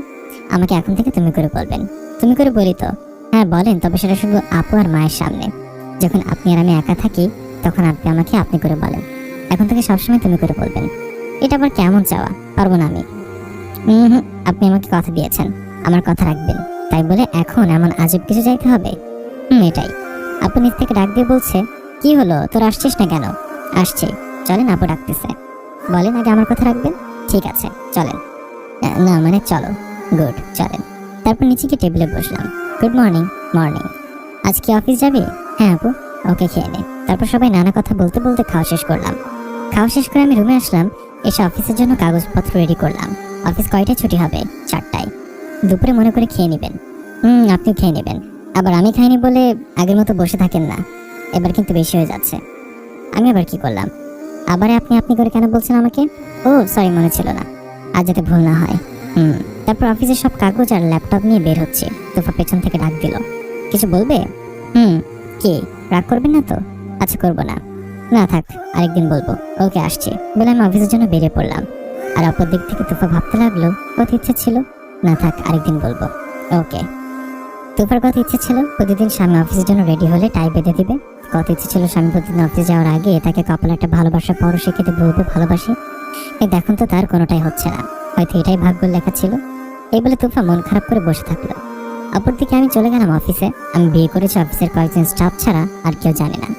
আসলে আমি কাউকে জানাইনি। বউ কালো বলে অফিসের বস আর ইমন, নাবিল, রাশেদ জানে। ইমন, নাবিল, রাশেদ আমরা একই সাথে কাজ করি। এরা আমার ছোটকালের বন্ধু, আবার কলিগও। আমি অফিসে ঢুকতে রাশেদের সাথে দেখা। কিরে, কেমন আছিস? এই তো ভালো, তোর কি অবস্থা? ভালো। আমরা কথা বলছিলাম, তখনই পিয়ন এসে বললো আমাকে নাকি বস ডাকছে। তাই আমি 7-5 না ভেবে বসের কাছে গেলাম। আমি বসের দরজার সামনে গিয়ে অনুমতি নিয়ে ভেতরে ঢুকলাম। বসেন, সামনে চেয়ার দেখিয়ে। আমি বসে পড়লাম। কেমন আছেন? জি ভালো, আপনি কেমন আছেন? ভালো। তা আপনার বিবাহিত জীবন কেমন যাচ্ছে? ভালো যাচ্ছে। আচ্ছা, যে জন্য ডেকেছি তাই বলি। জি বস, আমাদের সাথে চৌধুরী গ্রুপ অফ ইন্ডাস্ট্রির কাজ করতে চাই। এই নিয়ে আপনি কি বলেন? বস, এটা তো আপনার একান্ত সিদ্ধান্ত, এখানে আমি কি বলতে পারি। তবু আমার মনে হয় আপনার থেকে পরামর্শ নেওয়া দরকার। ঠিক, আমি এই বিষয়ে ভেবে আপনাকে কাল জানাবো। ঠিক আছে, আপনি আজ আসতে পারেন। সরি, বুঝিনি। আজকে অফিসে আমার কাজ নেই, তাই বলছিলাম আপনি আজকে বাসে যেতে পারেন, আর আপনি চাইলে থেকেও যেতে পারেন। ওকে, আসছি বস। তারপর আমি আমার কেবিনে এসে দেখি 2টা ফাইল আছে, কিন্তু বস তো আমাকে বলেছিল কাজ নেই, তাহলে এসব কেন? যাক, আমার কাজ থাক বা না থাক, ফাইল যখন পাইছি এই কাজটা করে রাখি। তারপর এই ফাইলগুলো ঠিক করে নিলাম। এই ফাইলটা ঠিক করতে প্রায় 2টা বেজে গেল। আবার সে পিয়ন ডেকে গেল। এবারও বস ডাকছে। আমি বসের রুমে গিয়ে চেয়ারে বসলাম। কংগ্রেচুলেশন। কেন বস? আমি আপনাকে কাজ নেই বলে চলে যেতে বলেছিলাম, তার পেছনে একটা কারণ ছিল। কি বস? আসলে আমি চেয়েছিলাম আপনি কাজের প্রতি আগের মতো অনড় আছেন কিনা। আপনাকে পরীক্ষা করার জন্য আগে চলে যেতে বলেছিলাম, কিন্তু আপনি না গিয়ে প্রতিবারের মতো এবারও আপনার টেবিলে কোনো কাজ আছে কিনা দেখলেন আর কাজ শেষ করলেন। আগে আপনার সব কাজ ঠিক মতো পেয়েছিলাম, আর আজকেও আপনাকে প্রমোশন দেওয়ার কথা 1 মাস আগেই হয়েছিল, কিন্তু আপনাকে একটু পরীক্ষা করে দেখলাম। এই নিন মিষ্টি মুখ করেন। আপনার প্রমোশন লেটার কাল দিয়ে দিব। তারপর আমি বসের হাত থেকে মিষ্টি খেলাম। আমি সবাইকে খাইয়ে দিলাম। ধন্যবাদ বস। স্বাগতম। আপনি এখন বাসায় গিয়ে সবাইকে মিষ্টি মুখ করান। বস, একটা কথা ছিল। কি? আমার যে প্রমোশন হয়েছে এটা আপনি কাউকে বলবেন না। আমি কালকে এসে অফিসের সবাইকে মিষ্টি মুখ করাতে চাই। ওকে ওকে, আসছি বস। তারপর বসের রুম থেকে চলে এলাম। এসে রাশেদের কাছে গেলাম। মিস্টার রাশেদ, আপনি ফোনে বেশি কথা বলতেছেন, এভাবে তো অফিস চলবে না। তখন রাশেদ আমার দিকে তাকিয়ে, তুই হঠাৎ এভাবে কথা বলছিস কেন? পরে জানবি। এখন গেলাম। কোথায় যাবি? বাসায় চলে যাব। শালা এতদিন ছেলে ছুটিতে আর আজ আসছিস, আজকে বাসায় চলে যাবি? মামার বাড়ির আবদার নাকি? বসের কাছে ছুটির জন্য গিয়ে দেখ, ঝাড়ি দেবে। তাহলে তুই তাকিয়ে দেখ, আমি সত্যি চলে যাচ্ছি বলে আমি অফিস থেকে বেরিয়ে আসলাম। রাশেদ তাকিয়ে আছে। আমি অফিস থেকে বের হয়ে সোজা মিষ্টি কিনতে গেলাম। তারপর মিষ্টি নিয়ে সোজা বাসায়। কলিং বেল দিতেই আপু দরজা খুলে দিল। তুই এত তাড়াতাড়ি চলে এলি যে? আমার হাতে মিষ্টি এখনো দেখেনি। ভালো লাগতেছে না তাই চলে এলাম। তুই ঠিক আছিস তো? বলে আমার দিকে ভালো করে তাকাতে মিষ্টিগুলো দেখলো। ঠিক আছে। তোর হাতে মিষ্টি কেন? ওয়েট। বলে আমি মিষ্টিগুলো টেবিলে গিয়ে রাখলাম। একটা মিষ্টি হাতে নিয়ে আপুর মুখের সামনে গিয়ে বললাম, হা কর। আপু তো কিছুই বুঝতেছে না। আগে হা কর, তারপর বলছি। তারপর আপুকে মিষ্টি খাইয়ে দিয়ে আমাকে প্রমোশনের কথা বললাম। কংগ্রেচুলেশন। Thank you. নিচে আমাদের কথা শুনে মা আর তুফা চলে আসলো। হা কর বলে আমাকে মিষ্টি খাইয়ে দিল। কি হয়েছে, এত মিষ্টি মুখ করছিস কেন? তোমার ছেলে প্রমোশন হয়েছে, মিষ্টি মুখ তো করবই, তাই নাকি? এই না মিষ্টি খাও বলে মাকে খাইয়ে দিলাম। আপু আমার দিকে তাকিয়ে হাসতেছে। কি হলো, তুমি হাসতেছো কেন? মা, চলে চা দাও তো। এই সময় চা খাবি? আচ্ছা, দিতে হবে না, তুমি গিয়ে রেস্ট নাও। যাও তোমার রুমে যাও। তারপর মা চলে গেল। এটা কি হলো আপু? কি হলো? কিছু না, সবাইকে মিষ্টি মুখ করা। সবাইকে তো করা আর বলতে পারিনি। তোফাকে করাইছিস তো? আমি পারবো না, ওকে খেয়ে নিতে বল। না, আমি কেন খাবো? যার প্রমোশন হচ্ছে সেই তো খাইয়ে দিবে, তাই না? হ্যাঁ, তুই খাইয়ে দে। ঠিক আছে, খাইয়ে দিচ্ছি। আমি মিষ্টি তোফার কাছে গিয়ে তার মুখের সামনে মিষ্টি ধরে বললাম, জোর করে ভালোবাসা হয় না। আস্তে আস্তে করে বললাম যাতে আপু না শুনে। তারপর খাইয়ে দিলাম। আমি আর কারোর দিকে না তাকিয়ে রুমে চলে গেলাম। ফ্রেশ হয়ে নিচে খাবার খেতে চলে এলাম। আপু খিদে পেয়েছে, খাবার দাও। নিচে সবাই বসা ছিল। তুফা বলে উঠলো, আমি দিচ্ছি। তারপর তুফার খাবার দিল। আমিও কোনো শব্দ না করে খেয়ে নিলাম। তারপর রুমে গিয়ে শুয়ে পড়লাম। আমার পিছে পিছে তুফা এলো। কি হয়েছে? আপনার শরীর ঠিক আছে তো? হ্যাঁ, আমি ঠিক আছি, কোনো কিছু হয়নি। তাহলে অসময় শুয়ে পড়লেন যে? তেমন কিছু না, এমনি এই সময় বাইরে যাওয়া ঠিক হবে না, তাই শুয়ে পড়লাম। চা খাবেন? না, এখন না, পরে খাবো। তুমি খাবার খাইছো তো? আমার প্রতিটা বিষয় তুফা খেয়াল করছে, তাই সে খেয়েছে কিনা সেটা জিজ্ঞাসা করা উচিত। হ্যাঁ, আমি খেয়েছি। হঠাৎ আপনি আমার খবর নিচ্ছেন যে? কই, তেমন কিছু না, এমনি বললাম। ঠিক আছেন আপনি? ঘুমান, কিছু লাগলে আমাকে ডাক দিবেন, আমি এনে দেবো যা লাগে। ঠিক আছে। তারপর তুফা আপুর সাথে নিচে গল্প করতে চলে গেল। আমি শুয়ে রইলাম। কিছু সময়ের মাঝে আমার ঘুম চলে আসলো। আমি ঘুমিয়ে গেলাম। হঠাৎ কে যেন ডাকতে লাগলো। আমি চোখ খুলে দেখি রাশেদ। কখন আসলি? এই মাত্র আসলাম। আর কে আসছে? আমি আসি শুধু, আর কি আসবে? নাস্তা করছিস? আজকে নাস্তা তো তুই করাবি। এটা আবার নতুন কি রাশেদ? আজকে নাস্তা কিন্তু অন্যরকম হতে হবে। যেমন? আচ্ছা ধর আমার প্রমোশন হয়েছে, এখন আমি সবাইকে খাওয়াবো। বল তুই কি খাবি? শালা, আমার প্রমোশনের কথা তুই জেনে গেছিস তাহলে? দাঁড়া, নাস্তা করাচ্ছি তোকে। পানির সাথে লবণ আর কিছু না, চিনিও খাবো না। তোর প্রমোশন হলো, সারা কিপটামি করবি না। কি কিপটামি করলাম আমি? যেহেতু প্রমোশনে তাহলে শুধু কি এগুলো খাবো? আর তোর প্রমোশনে কি খাওয়াবি? আমি তোর থেকে যা খাবো তুইও তা খাবি। তোর প্রমোশন হয়েছে এটা আমি জানি, এখন ট্রিট দে। আমি তো কাউকে বলিনি, তুই কেমনে জানলি? তুই বলবি না, আপু বলেছে। যা নিচে ফ্রিজে মিষ্টি আসে খেয়ে নে। ওই শালা মিষ্টি খেতে আসেনি, ট্রিট দিবি। আগে মিষ্টি খেয়ে নে, তারপর ট্রিট দেবো। সত্যি তো? একদম মিথ্যা। ওকে, আমি মিথ্যা বলি না, রিয়েল লাইফেও না। তাই রাশেদ যখন বললো সত্যি, তখন ঝাড়ি দিলাম। রাশেদ জানে ট্রিট থেকে পাবে। রাশেদ নিচে গিয়ে আপুকে মিষ্টির কথা বলতে যাবে, তার আগে আপু মিষ্টিতে বলল, এখানে একটু বসলে মিষ্টি আরো 2টা বেশি পেতে, এখন 2টা কম দিলাম। দেখেন আপু, এগুলো খাইতে পারবো না, আর দেওয়ার কি দরকার? তাহলে কি আরো দিব? আপু, আপনি এখন আগের মতোই আছেন। আসলে আপু সবার সাথে হেসে খেলে কথা বলে, বিশেষ করে রাশেদের সাথে একটু বেশি ফ্রি, তাই তাকে নিয়ে নানাভাবে ফাজলামো করে। তাহলে কি এখন বদলাতে হবে? না না, এমনই ভালো আছে। তারপর আপু, রাশেদ আর তুফা মিলে গল্প করতে লাগলো। আমি ফ্রেশ হয়ে নিচে এলাম। এখন বিকাল 4টা বাজে। একটু বাজার থেকে ঘুরে আসবো। রাশেদ চল। কোথায় যাবি? একটু ঘুরে আসবো। তুফাকে নিয়ে কখন যাবি? পরে দেখবো। ওকে নিয়ে আবার কোথায় যাব? ওকে। তারপর আমি আর রাশেদ চলে গেলাম বাজারে। বাজার থেকে একটু দূরে একটা মাঠ আছে, ওখানে গেলাম। সাথে সবাইকে আসতে জানিয়ে দিলাম। প্রায় 30 মিনিট পর সবাই আসলো। তারপর সবাই মিলে আড্ডা দিতে লাগলাম। রাশেদ আমার প্রমোশনের কথা সবাইকে বলে দিছে। এখন তো আমাকে ট্রিট দিতেই হবে। আরো কিছুক্ষণ আড্ডা দিয়ে রেস্টুরেন্টে গিয়ে সবাইকে ট্রিট দিলাম। তারপর সবাই যার যার মতো করে চলে গেল। আমি বাসায় এসে কলিং বেল দিলাম। তুফা এসে দরজা খুলে দিল। তারপর আমি ভেতরে ঢুকে রুম থেকে ল্যাপটপ নিয়ে নিচে চলে এলাম। বসের বলা চৌধুরী গ্রুপ অফ ইন্ডাস্ট্রি সম্বন্ধে কিছু জানাতে হবে তাই। আপনি কি চা খাবেন? খেতে পারি। ওকে, আপনি বসেন, আমি চা বানিয়ে নিয়ে আসছি। ওকে। তারপর তুফা চা আনতে গেল। আমি চৌধুরী গ্রুপ অফ ইন্ডাস্ট্রির ব্যাপারে জানার জন্য একজনকে ফোন দিলাম। সে যা বললো তা শুনে আমি তো অবাক। তারপর তুফা চা বানাতে গেল। তাদের নাকি প্রকৃতপক্ষে আসল কোনো প্রোডাক্ট থাকে না। বিভিন্ন বড় বড় ব্যবসায়ীদের হাতে বিজনেস করার নামে তাদেরকে 2 নম্বর জিনিস দিয়ে তাদের টাকা হাতিয়ে নেয়। আমার কথা শেষ হতেই তুফা চা নিয়ে এলো। এই নিন আপনার চা। Thanks, welcome. তারপর কিছু হাতের কাজ ছিল, সেগুলো করতে লাগলাম। রাত প্রায় 10টা বাজে। তাই খাবার খেয়ে শুয়ে পড়লাম। পরের দিন অফিসে গিয়ে বসকে চৌধুরী গ্রুপ অফ ইন্ডাস্ট্রিজের কথা বললাম। তারপর বস তাদের সাথে কাজ করতে নিষেধ করে দিছে। তারপর অফিসের সবাইকে আমার প্রমোশন হওয়ায় মিষ্টিমুখ করালাম। এইভাবে চলছিল প্রায় 20 দিন। প্রতিদিন ভোরে তুফার কোরআন তেলাওয়াত শুনে ঘুম ভাঙে। তারপর নাস্তা করে অফিস যাওয়া, সময় পেলে বন্ধুদের সাথে আড্ডা দেওয়া, রাতে দেরি করে বাড়ি ফেরা, আপু আর মায়ের বকা খাওয়া, তুফাকে সবসময় এড়িয়ে চলা। এভাবে চলছিল আমার লাইফ। হঠাৎ একদিন সকালে আপু এসে বলল, আমরা মা বাড়িতে যেতে যাচ্ছি, তুই কি বলিস? হ্যাঁ যাও, অনেকদিন তো যাওয়া হয় না। তাহলে আমরা কালই যাই। হ্যাঁ যাও। তুই কি যাবি নাকি? তুমি কি জানো এই সময় অফিসে কিছু গুরুত্বপূর্ণ কাজ চলতেছে? আমি অফিস রেখে কিভাবে যাব? তার থেকে ভালো তোমরা গিয়ে ঘুরে আসো। তুফা যাবে? তুফা যাবে কিনা সেটা মাকে জিজ্ঞাসা করো। মাকে বলছি, মা বলছে তুই যেতে দিলে নিয়ে যাবে। তাহলে যাবে আর কি। ঠিক আছে, আমি তুফাকে বলতেছি। আপুকে তুফাকে বললো, কিন্তু তুফা যাবে না। যদি আমি যেতাম তাহলে তুফা যেত, আমাকে একা রেখে তুফা যাবে না। পরের দিন মা আর আপু চলে গেলাম আমার বাসায়। আর বাসায় আছি আমি আর তুফা। আমি প্রতিদিন রাত করে বাসায় আসি, কিন্তু আজ বাসায় তুফা একা, তাই তাড়াতাড়ি বাসায় আসলাম। কলিং বেলে চাপ দিলাম, কিন্তু তুফা দরজা খোলেনি। আবার চাপ দিতে যাব, তখনই তুফা দরজা খুললো। সরি, আমি ওয়াশরুমে ছিলাম। এখানে সরি বলার কি হলো? একটু দেরি হতেই পারে, তাই বলে কথায় কথায় সরি বলতে হবে? আপনি তো রেগে যাচ্ছেন। পথ কি ছাড়বে নাকি বাইরে দাঁড় করে রাখবে?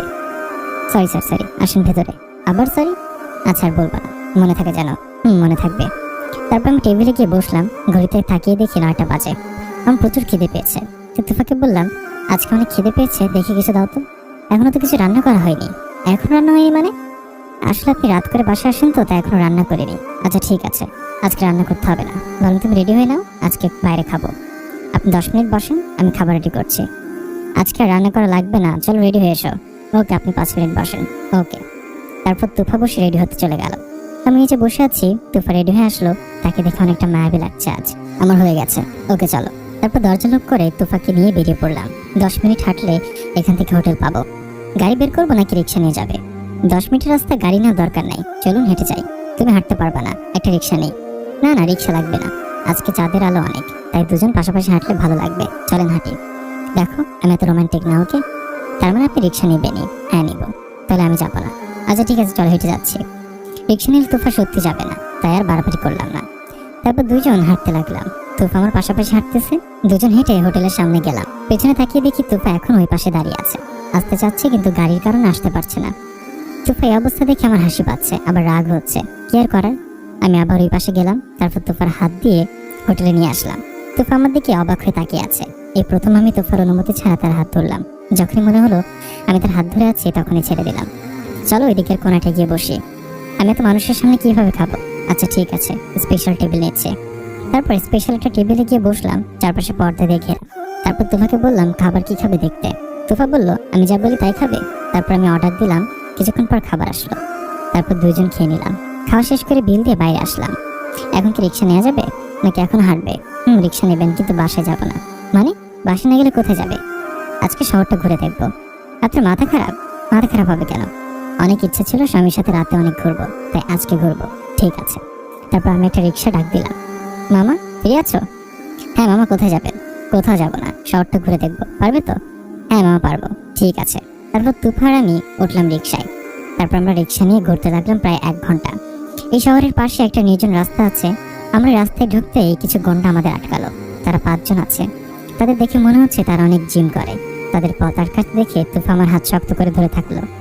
আমি আস্তে করে তুফাকে বললাম, ভয় পেও না, এরা কিছু করতে পারবে না। তাদের একজন গন্ডা বলল, কি মামা, কোথায় যাওয়া হচ্ছে? গার্লফ্রেন্ড নিয়ে? আমাদেরকেও নাও সাথে। হ্যাঁ মামা, আমাদেরকেও কিছু দাও। তুমি একা খাবে নাকি? দেখ, উল্টাপাল্টা কথা বলবি না। এটা আমার গার্লফ্রেন্ড না, এটা আমার বউ। বউ বলে তুই একাই খাবি, আমাদের একটু দে। দেখ পথ ছাড়, নয়তো খারাপ হবে। কি খারাপ হবে? তোরা পথ না ছাড়লে আমি পুলিশকে ফোন দেবো। কি বললি? পুলিশকে ফোন দিবি? তুই জানিস আমরা কারা? তোরা যেই হোস না কেন আমার কিছু যায় আসে না। পথ ছাড়, নয়তো খারাপ হবে। কি খারাপ হবে? জানিস আমরা কার লোক? শুনলে পুলিশ আসবে না। তুই আসছিস পুলিশকে ভয় দেখাতে? তাহলে তোরা কার লোক শুনি? আমরা হলাম মাহমুদ ভাইয়ের লোক। চিনিস ভাইকে? হ্যাঁ চিনি তো, এই এলাকার বাবা। আমি তোফাকে বললাম রিক্সা গিয়ে বসো, আমি এদের সাথে কথা বলে আসছি। কি বলতেছিস রে? বল তোরা এখানে কি চাস? কি আর চাইবো? তোর বউকে চাই। তার কথা শুনে মাথা গরম হয়ে গেল, কিন্তু আমার কিছুই করা যাবে না। কিছু করলে তোফা ভয় পাবে। দেখ বেশি হয়ে যাচ্ছে, টাকা লাগলে নিয়ে যা, তাও আমাদের ছেড়ে দে। আর আমাদের টাকা লাগবে না, তোর বউকে লাগবে। ঠিক আছে, তোদের বসকে বলে তোদের বিয়ে দিতে বলছি। আরে বিয়ে করতে যাবো কেন? তোর টাকা দিয়ে? কুত্তার বাচ্চা কি বললি? কেন শুনতে পাসনি? আবার বলবো? তোদের বসকে ফোন দিচ্ছে। আমি মাহমুদকে ফোন দিলাম, প্রথমে রিসিভ করেনি, আবার কল দিলাম রিসিভ করলো। নতুন নাম্বার তাই রিসিভ করেনি। কে রে এত রাতে ফোন দিয়ে বিরক্ত করিস? শহরের এই জায়গায় আপনার লোক আমাদেরকে অন্যায় করতেছে। আমাদের লোকের কি ন্যায় অন্যায় তুই শেখাতে হবে? তুই এতটা খারাপ হয়ে গেলি? কে রে তুই? আমি আস্তে করে বললাম, সরি কে তুই? আর কে? পাসওয়ার্ড আর কে 9023DXWC, একদম ছোট ছোট করে। ভাই আপনি? হ্যাঁ আমি। তোর লোকগুলোকে কি করব? ভাই ওদের মাফ করে দেন। আমি বলতেছি ওদের, তাড়াতাড়ি বল। ফোন কেটে দিলাম। কি রে কি বললো ভাই? তোদেরকে ফোন দিবে। কিছুই বলবে না। তাহলে? আর কিছু বলতে পারলাম না। চারপাশে মাহমুদের গাড়ি এসে আমাকে ঘিরে ধরলো। মাহমুদ তাড়াতাড়ি গাড়ি থেকে নেমে দৌড়ে এসে আমাকে জড়িয়ে ধরলো। ভাই কেমন আছেন? আমি কেমন আছি এটা বাদ দে, আগে বল এরা এমন কেন? ভাই মাফ করে দেন, ওরা বুঝেনি। লোকগুলো পেছন থেকে বলছে, ভাই ওকে কেন আপনি ওকে জড়িয়ে ধরছেন? বাঁচতে চাস তো পায়ে ধরে মাপ চা। আস্তে করে বললাম, কি আমি ভুলে যাই এখনই, কাউকে বলবিও না। আর এদেরকে মাফ করতাম যদি আমাকে নিয়ে কিছু বলতো। এরা আমার বউকে নিয়ে টানটানি করেছে, এদের মাপ নাই। ভাই ভাবি কই? তুফা রিক্সায় বসা ছিল তাই খেয়াল করেনি। রিক্সায় আছে। ঠিক আছে ভাই, আপনি যান, কোনো সমস্যা হলে আমাকে বলবেন। 5টা কাগজ শহরের 5 জায়গায় রেখে আসবি, আর লিখে দিবি শহরে কোনো উন্নয়ন হবে না। আমার কথার মানে মাহমুদ ঠিকই বুঝলো। ঠিক আছে ভাই, তাই হবে। আসলাম। ভাই আমি দিয়ে আসি আপনাকে? লাগবে না, আমি রিক্সা করে যাবো। ওকে ভাই, দোয়া করবেন। তারপর আমি রিক্সার কাছে এসে দেখি তুফা অনেক ঘেমে আছে, মনে হয় অনেক ভয় পেয়েছে। আমি রিক্সায় বসলাম, রিক্সাওয়ালাকে চালাতে বললাম। রিক্সা তার আপন গতিতে চলতে থাকলো। তুফা এখনো ভয় পেয়ে আছে, দৌড়াবে। রিক্সা তার আপন গতিতে চলতে থাকলো। তুমি ঠিক আছে তো? আমি বুঝলাম তুফা শক খেয়েছে অনেক। কয়েক মিনিটে কি থেকে কি হয়ে গেল। তারপর আমার বাসার সামনে গিয়ে থামলাম। মামা আজকে তুমি কি দেখলা? কি হয়েছে সব ভুলে যাও, কাউকে এই নিয়ে কিছু বলবা না। ঠিক আছে মামা, বলবো না। এই নেন 2000 টাকা। মামা 300 দিলে হবে, তুমি অনেক কষ্ট করলে, আমাদের অনেক সময় দিলা, রাখো এটা। ওকে মামা, আসি। তারপর রিক্সাওয়ালা চলে গেল। আমি আর তুফা দরজা খুলে বাসায় ঢুকলাম। আমি ড্রয়িং রুমের সোফায় বসলাম, তুফা বসলো। তুফা এখনো নিশ্চুপ হয়ে আছে, কারণ তুফা বেশি ভয় পাইছে। তুফার ভয় কাটানোর জন্য আমি 1 গ্লাস পানি তুফাকে দিয়ে বললাম, এই নাও পানি খাও। তারপর তুফা তাড়াতাড়ি এক চুমুকে পানি খেয়ে নিল। তুমি এখনো ভয় পাচ্ছ কেন? আমাদের তো কোনো ক্ষতি হয়নি, এখন আর ভয় পাওয়ার কিছু নেই। I am sorry. কেন? আজ আমার জন্য এত কিছু হলো? বাদ দাও, তোমার জন্য না, এটা হওয়ারই ছিল হয়তো। I am really sorry. ঠিক আছে চলো ঘুমাবে, আর কখনো আপনাকে নিয়ে বের হওয়ার আবদার করবো না। তাহলে আজকে তোমাকে কিছু কথা বলি। বলেন। যারা আমার অনেক শখ ছিল প্রতিদিন বউকে খাইয়ে দিব, আর সে আমাকে প্রতিদিন অফিসে যাওয়ার সময় বউয়ের কপালে একটা চুমু দিয়ে বলবো ভালোবাসি। আমার ইচ্ছা ছিল বউকে নিয়ে ঘুরতে বের হওয়া। আমার ইচ্ছা ছিল বউকে নিয়ে 1000 মান অভিমান করে সময় পার করার। আমার ইচ্ছা ছিল বন্ধুদের মতো বউকে নিয়ে পার্টিতে যাওয়ার। ইচ্ছে ছিল দুষ্টামি করে সময় পার করব। আমার ইচ্ছে ছিল বউয়ের হাত ধরে কোনো সন্ধ্যার সময় পুরনো কথা শেয়ার করব, কিন্তু আফসোস কখনো পূরণ হবে না হয়তো। আর ভয় পাওয়ার কিছু নেই, চলো ঘুমাবে। আপনি আসেন। আরেকটা কথা, আজকে কি কি হলো তা যেন আপু বা মা কোনোভাবে জানতে না পারে। তারা জানলে অনেক চিন্তা করবে। ওকে বলবো না। এখন কি শুয়ে পড়ো। আপনি আসবেন না? হ্যাঁ আমি আসবো একটু পর, তুমি যাও। তারপর তুফা চলে গেল। আমি মাহমুদকে ফোন দিলাম। ফোন রিসিভ করার পর, হ্যাঁ ভাই বলেন। তারা 5 জনকে শেষ করে যা বলেছি তা কর। ওকে ভাই। তারপর আমি ফোন কেটে দিলাম। রুমে গিয়ে তুফার পাশে শুয়ে পড়লাম। অবশ্যই মাঝখানে বারিশ আছে। মাহমুদ তাদের 5 জনকে ডাকলো যারা রাস্তায় আমার সাথে খারাপ আচরণ করেছিল। সবাই আসলো। মাহমুদ তাদের বলল, আমি বলেছিলাম আমাদের হাতে ক্ষমতা আছে, মানে এই নয় যে আমরা কারোর সাথে অন্যায় করব। 5 জন বলল, ভাই ভুল হয়ে গেছে, তোরা 5 জন ছাড়া বাকিরা বাইরে যা। ওখানে মাহমুদ আরো লোক ছিল। তারা 5 জন, বাকিরা সবাই বাইরে গেল। তোরা জানিস কাকে আটকেছিলি? কাকে ভাই? তাকে কেউ চেনে না। আমরা 4 জন তাকে চিনি। আমরা 4 জন কারা জানিস? কারা ভাই? মাহমুদ, রাহি, রাশেদ, আমি আর সাকিব। এই 4 জন ছাড়া তাকে আর বাইরে কেউ চেনে না। ভাই কে লোকটা? এটা সেই লোক যে আমাদের টিমের মতো হাজারো টিমের বাপ। সেই লোক যে কারোর সামনে গেলে তার প্যান্ট ভিজে যায়। জানিস কে লোকটা? কে? আর কে? সাজেদ সবাই চোখ বড় বড় করে ফেললো। ভাই মাফ করে দিন, ভুল হয়ে গেছে। তোদের মাফ করা যাবে না। বসের অর্ডার তোদেরকে মেরে শহরের 5 জায়গায় রেখে আসতে। ভাই মাফ করে দিন। ভাইকে যদি কিছু বলতি তাহলে মাফ করে দিত, কিন্তু তোরা ভাবিকে নিয়ে বলেছিস তোদের মরতে হবে। কথা শেষ করতেই শুট করে দেয় তাদের। পরের দিন সবাইকে মেরে শহরের বিভিন্ন জায়গায় রেখে আসে। আমি সকালে ঘুম থেকে উঠে তোফার কান্নার আওয়াজ শুনতে পেলাম। আমি তার কান্নার আওয়াজে শুনে চমকে গেলাম। এই সময় তো তোফার কোরআন তেলাওয়াত করার কথা। আমি উঠে তোফার কাছে গেলাম। তোফা আয়নার সামনে বসে আছে। কি হয়েছে? কান্না করছো কেন? কে আপনি? এটা কেমন প্রশ্ন? তুমি ভালো করে জানো আমি কে, আর এমন প্রশ্ন করলে কেন? হঠাৎ করছে কারণ কাল যারা আমাদের রাস্তায় বাজে কথা বলেছিল তারা সবাই মারা গেছে। কি? কিছু না বোঝার ভান করে বললাম। কিভাবে এমন হলো? তুমি কিভাবে জানলে? খবরে দেখলাম। ও, কিন্তু আমি এসব কিছু জানি না। ওকে আপনি বসেন, চা দিচ্ছি। ওকে। তারপর চা খেয়ে অফিসে চলে গেলাম। এভাবে আরো 1 সপ্তাহ চলে গেল। আজ মা আর আপু মামা বাড়ি থেকে চলে আসছে। আমারও রাতে আসতে অনেক দেরি হলো। যদিও মা আর আপু যতদিন ছিল না ততদিন দেরি করিনি। আজ আপু ফোন দিয়ে বলে বাসায় চলে আসছে, তাই দেরি করে ফেললাম। কলিং বেল দিতে এসে মা দরজা খুলে দিল। আমি কিছু বলার আগে মা বলল, কি করিস এত রাত পর্যন্ত? বাসায় তো ফাঁকা, তাও তুই এত রাতে বাসায় আসিস নি? তুই কি কখনো ভালো হবি না? মা তুমি ভুল বুঝতেছো আসলে। আর কিছু বলতে না দিয়ে, কি ভুল বুঝছি আমি? আমাদের আওয়াজ শুনে আপু আর তোফা চলে এলো। আমি দেরি করিনি এতদিন। হ্যাঁ মা, দেরি করে আসে না। আজ আসলো দেরি করে কারণ আপনারা যতদিন ছিলেন না ততদিন তাড়াতাড়ি চলে আসছে। ঠিক আছে তাহলে। আমি তো মনে করছি প্রতিদিন দেরি করে আসিস। বাদ দাও, অনেক ঘুম পাইছে, ঘুমাবো। ভাত খাবি না? না, বাইরে নাস্তা করেছি, এখন খিদে নেই। তোমরা ঘুমিয়ে পড়ো। Good night. তারপর আমি রুমে চলে আসলাম। তোফা আসলো। আপনার কি হলো? কিছু খেলেন না যে? খিদে নেই তাই খাইনি। ওকে, ঘুমান। তোমরা খেয়েছ? না, আপনি হলে সবাই খাবে বলেছে। ঠিক আছে, অনেক রাত হয়েছে, তোমরা সবাই খেয়ে নাও। আপনি না খেলে আমি কেমনে খাবো? দেখো, এত আলগা পিরিত দেখাইতে আসো না। যাও খেয়ে আসো। হঠাৎ আপনার কি হলো? কিছু না, যাও তো। তারপর তোফা চলে গেল। আমি শুয়ে পড়লাম। রাতের কি হয়েছে মনে নাই। সকালে ঘুম ভাঙতে বুকের মাঝে ভারী কিছু অনুভব করলাম। তাকিয়ে দেখি তোফা আমার বুকের ওপর। প্রচন্ড রাগ হলো আমার। ঘুম ভাঙিয়ে দিলাম এক চড়ে। আমার চড় খেয়ে তোফার ঘুম ভেঙে গেল। কি হয়েছে? কি হয়েছে? তোর সমস্যা কি? তোকে কতবার বলেছি কখনো স্বামীর অধিকার পাবি না, তাও কেন তো জোর করিস? সরি, আসলে রাতে আর একটা কথা বলবি না, যা আমার চোখের সামনে থেকে। তারপর তুফা কাঁদতে কাঁদতে চলে গেল। আমি রেডি হয়ে বাইরে চলে এলাম। যদিও আজ অফিস খোলা, তাও আমি আজ অফিস যাব না। কাল রাতে বাসায় আসার আগে নাবিলের সাথে ঝগড়া হয়েছে। অনেক বেশি রেগেছিলাম। বন্ধু বলে কিছু করিনি, অন্য কেউ হলে লাশ ফেলে দিতাম। অফিস থেকে ছুটি দেওয়ার পর বাজারে আড্ডা দিচ্ছিলাম। তামিম, রাশেদ, নাবিল আর আমি। ওখানে কথার মাঝে বইয়ের কথা আসলো, কে কেমন সুন্দর, কার কেমন গুণ ইত্যাদি। তখন নাবিল আমাকে ইঙ্গিত করে তুফাকে নিয়ে খারাপ কথা বলছিল, বন্ধু মহলে যেমন হয় আর কি। আমি তাকে নিষেধ করছিলাম এসব কথা না বলতে, তাও সে শুনেনি। তাদের সাথে রাগ করে দোকান থেকে সিগারেট নিয়ে খেয়ে বাসায় আসলাম। তারপর বাসায় গিয়ে তুফার সাথে রাগারাগি। সকালে উঠে তুফাকে চড় মারা, তারপর অফিসে না গিয়ে বাইরে চলে আসা। সকালে কিছু না খেয়ে খিদে পেয়ে গেছে, তাই হালকা নাস্তা করে নিলাম। খিদে যেমন পাইছে তেমন খাওয়া হয়নি, তেতো লাগছিল। তারপর 12টার দিকে বাসায় আসলাম। কলিং বেল চাপ দিতেই মা দরজা খুলে দিল। মায়ের মুখ দেখে মনে হচ্ছে অনেক রেগে আছে। তোর একটা কার উপর ছাড়বে কে জানে। কোথায় গিয়েছিলি সকাল সকাল? বাইরে। নাস্তা করছিস? তোফাকে কি বলছিস? তো কিছু না তো। তাহলে সকাল থেকে কোনো কিছু খাচ্ছে না কেন? কান্না করতেছে? জানি না। আমি রুমে গেলাম। তারপর রুমে চলে আসলাম। আমার পিছে আপু এলো।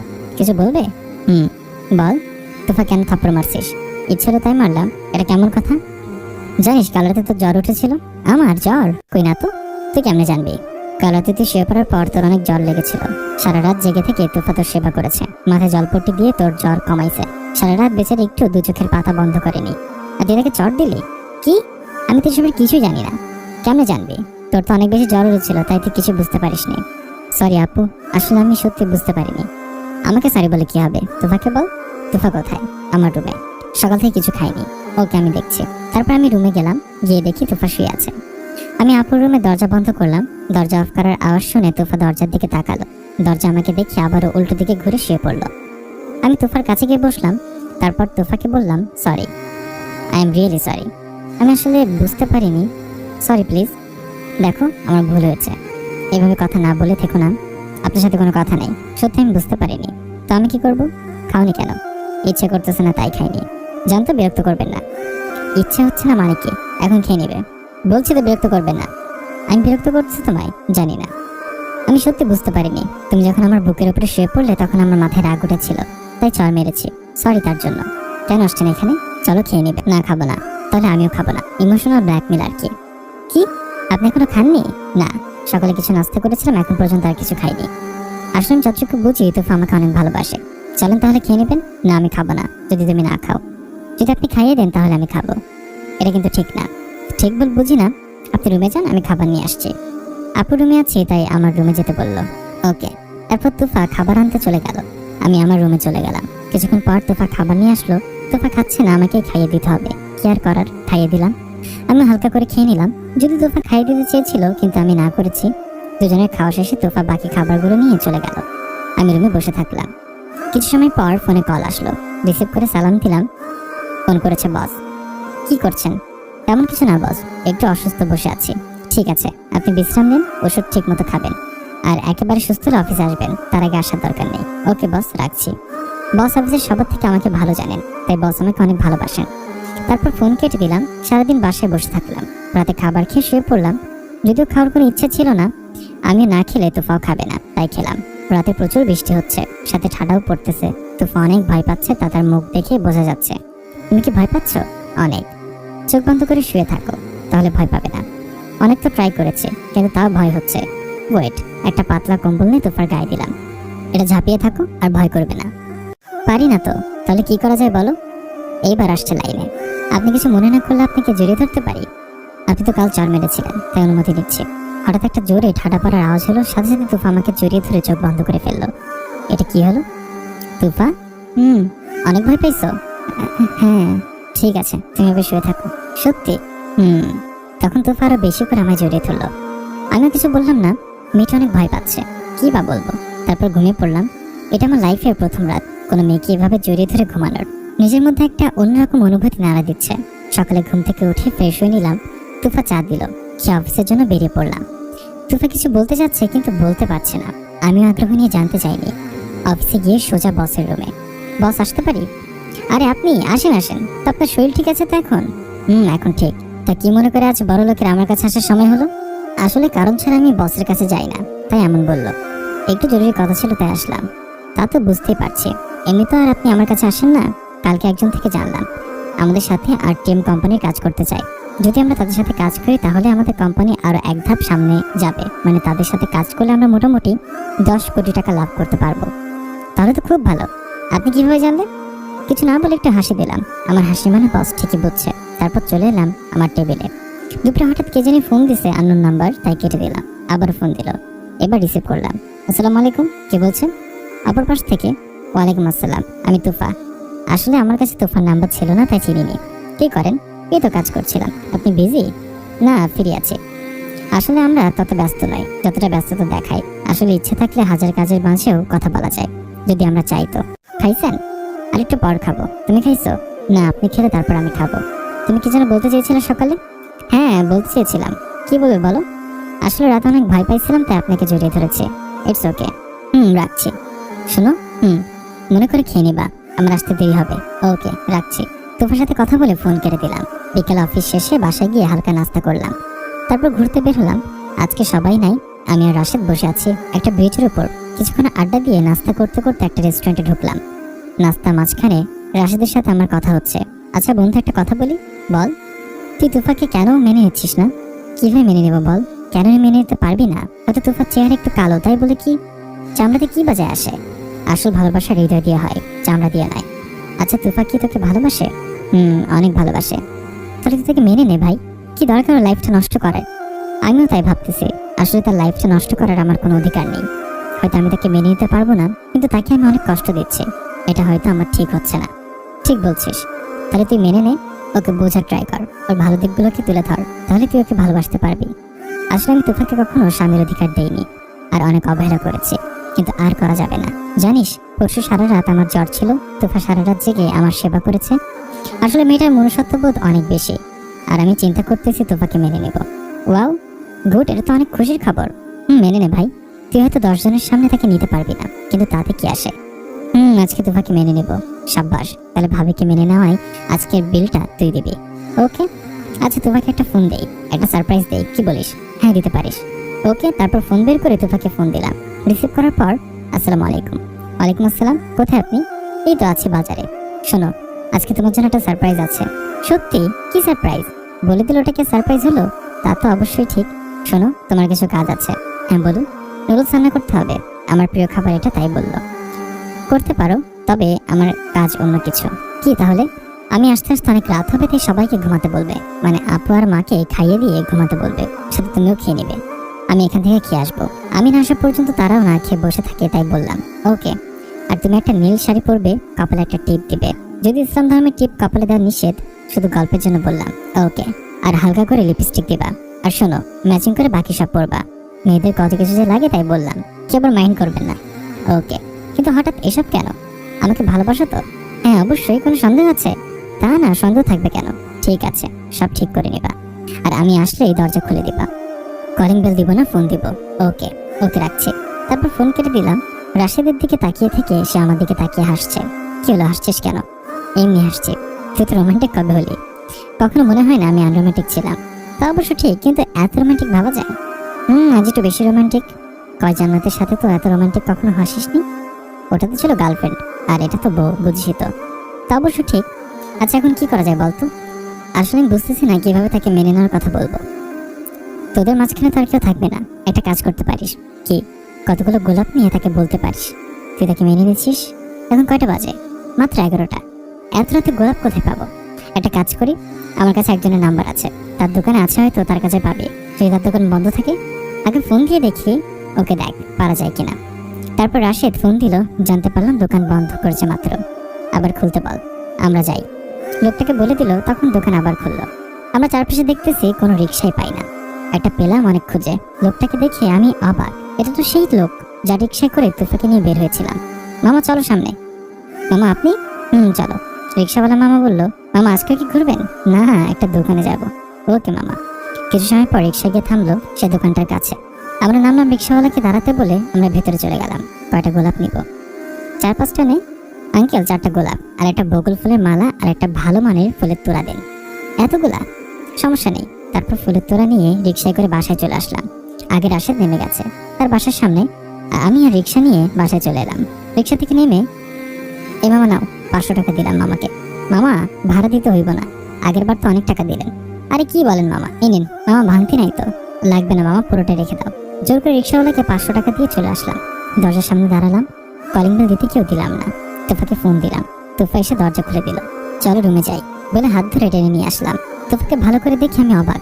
এই তো দেখি নীলপরীর মতো। নীল শাড়ি পরেছে, সাথে নীল ব্লাউজ, যা লাগছে। উফ, কি হয়েছে, এভাবে টেনে আনলেন কেন? এটা অপেক্ষা করো, সব বলছি। এই ফুলগুলো কি জন্য? তোমার জন্য। কিন্তু কেন?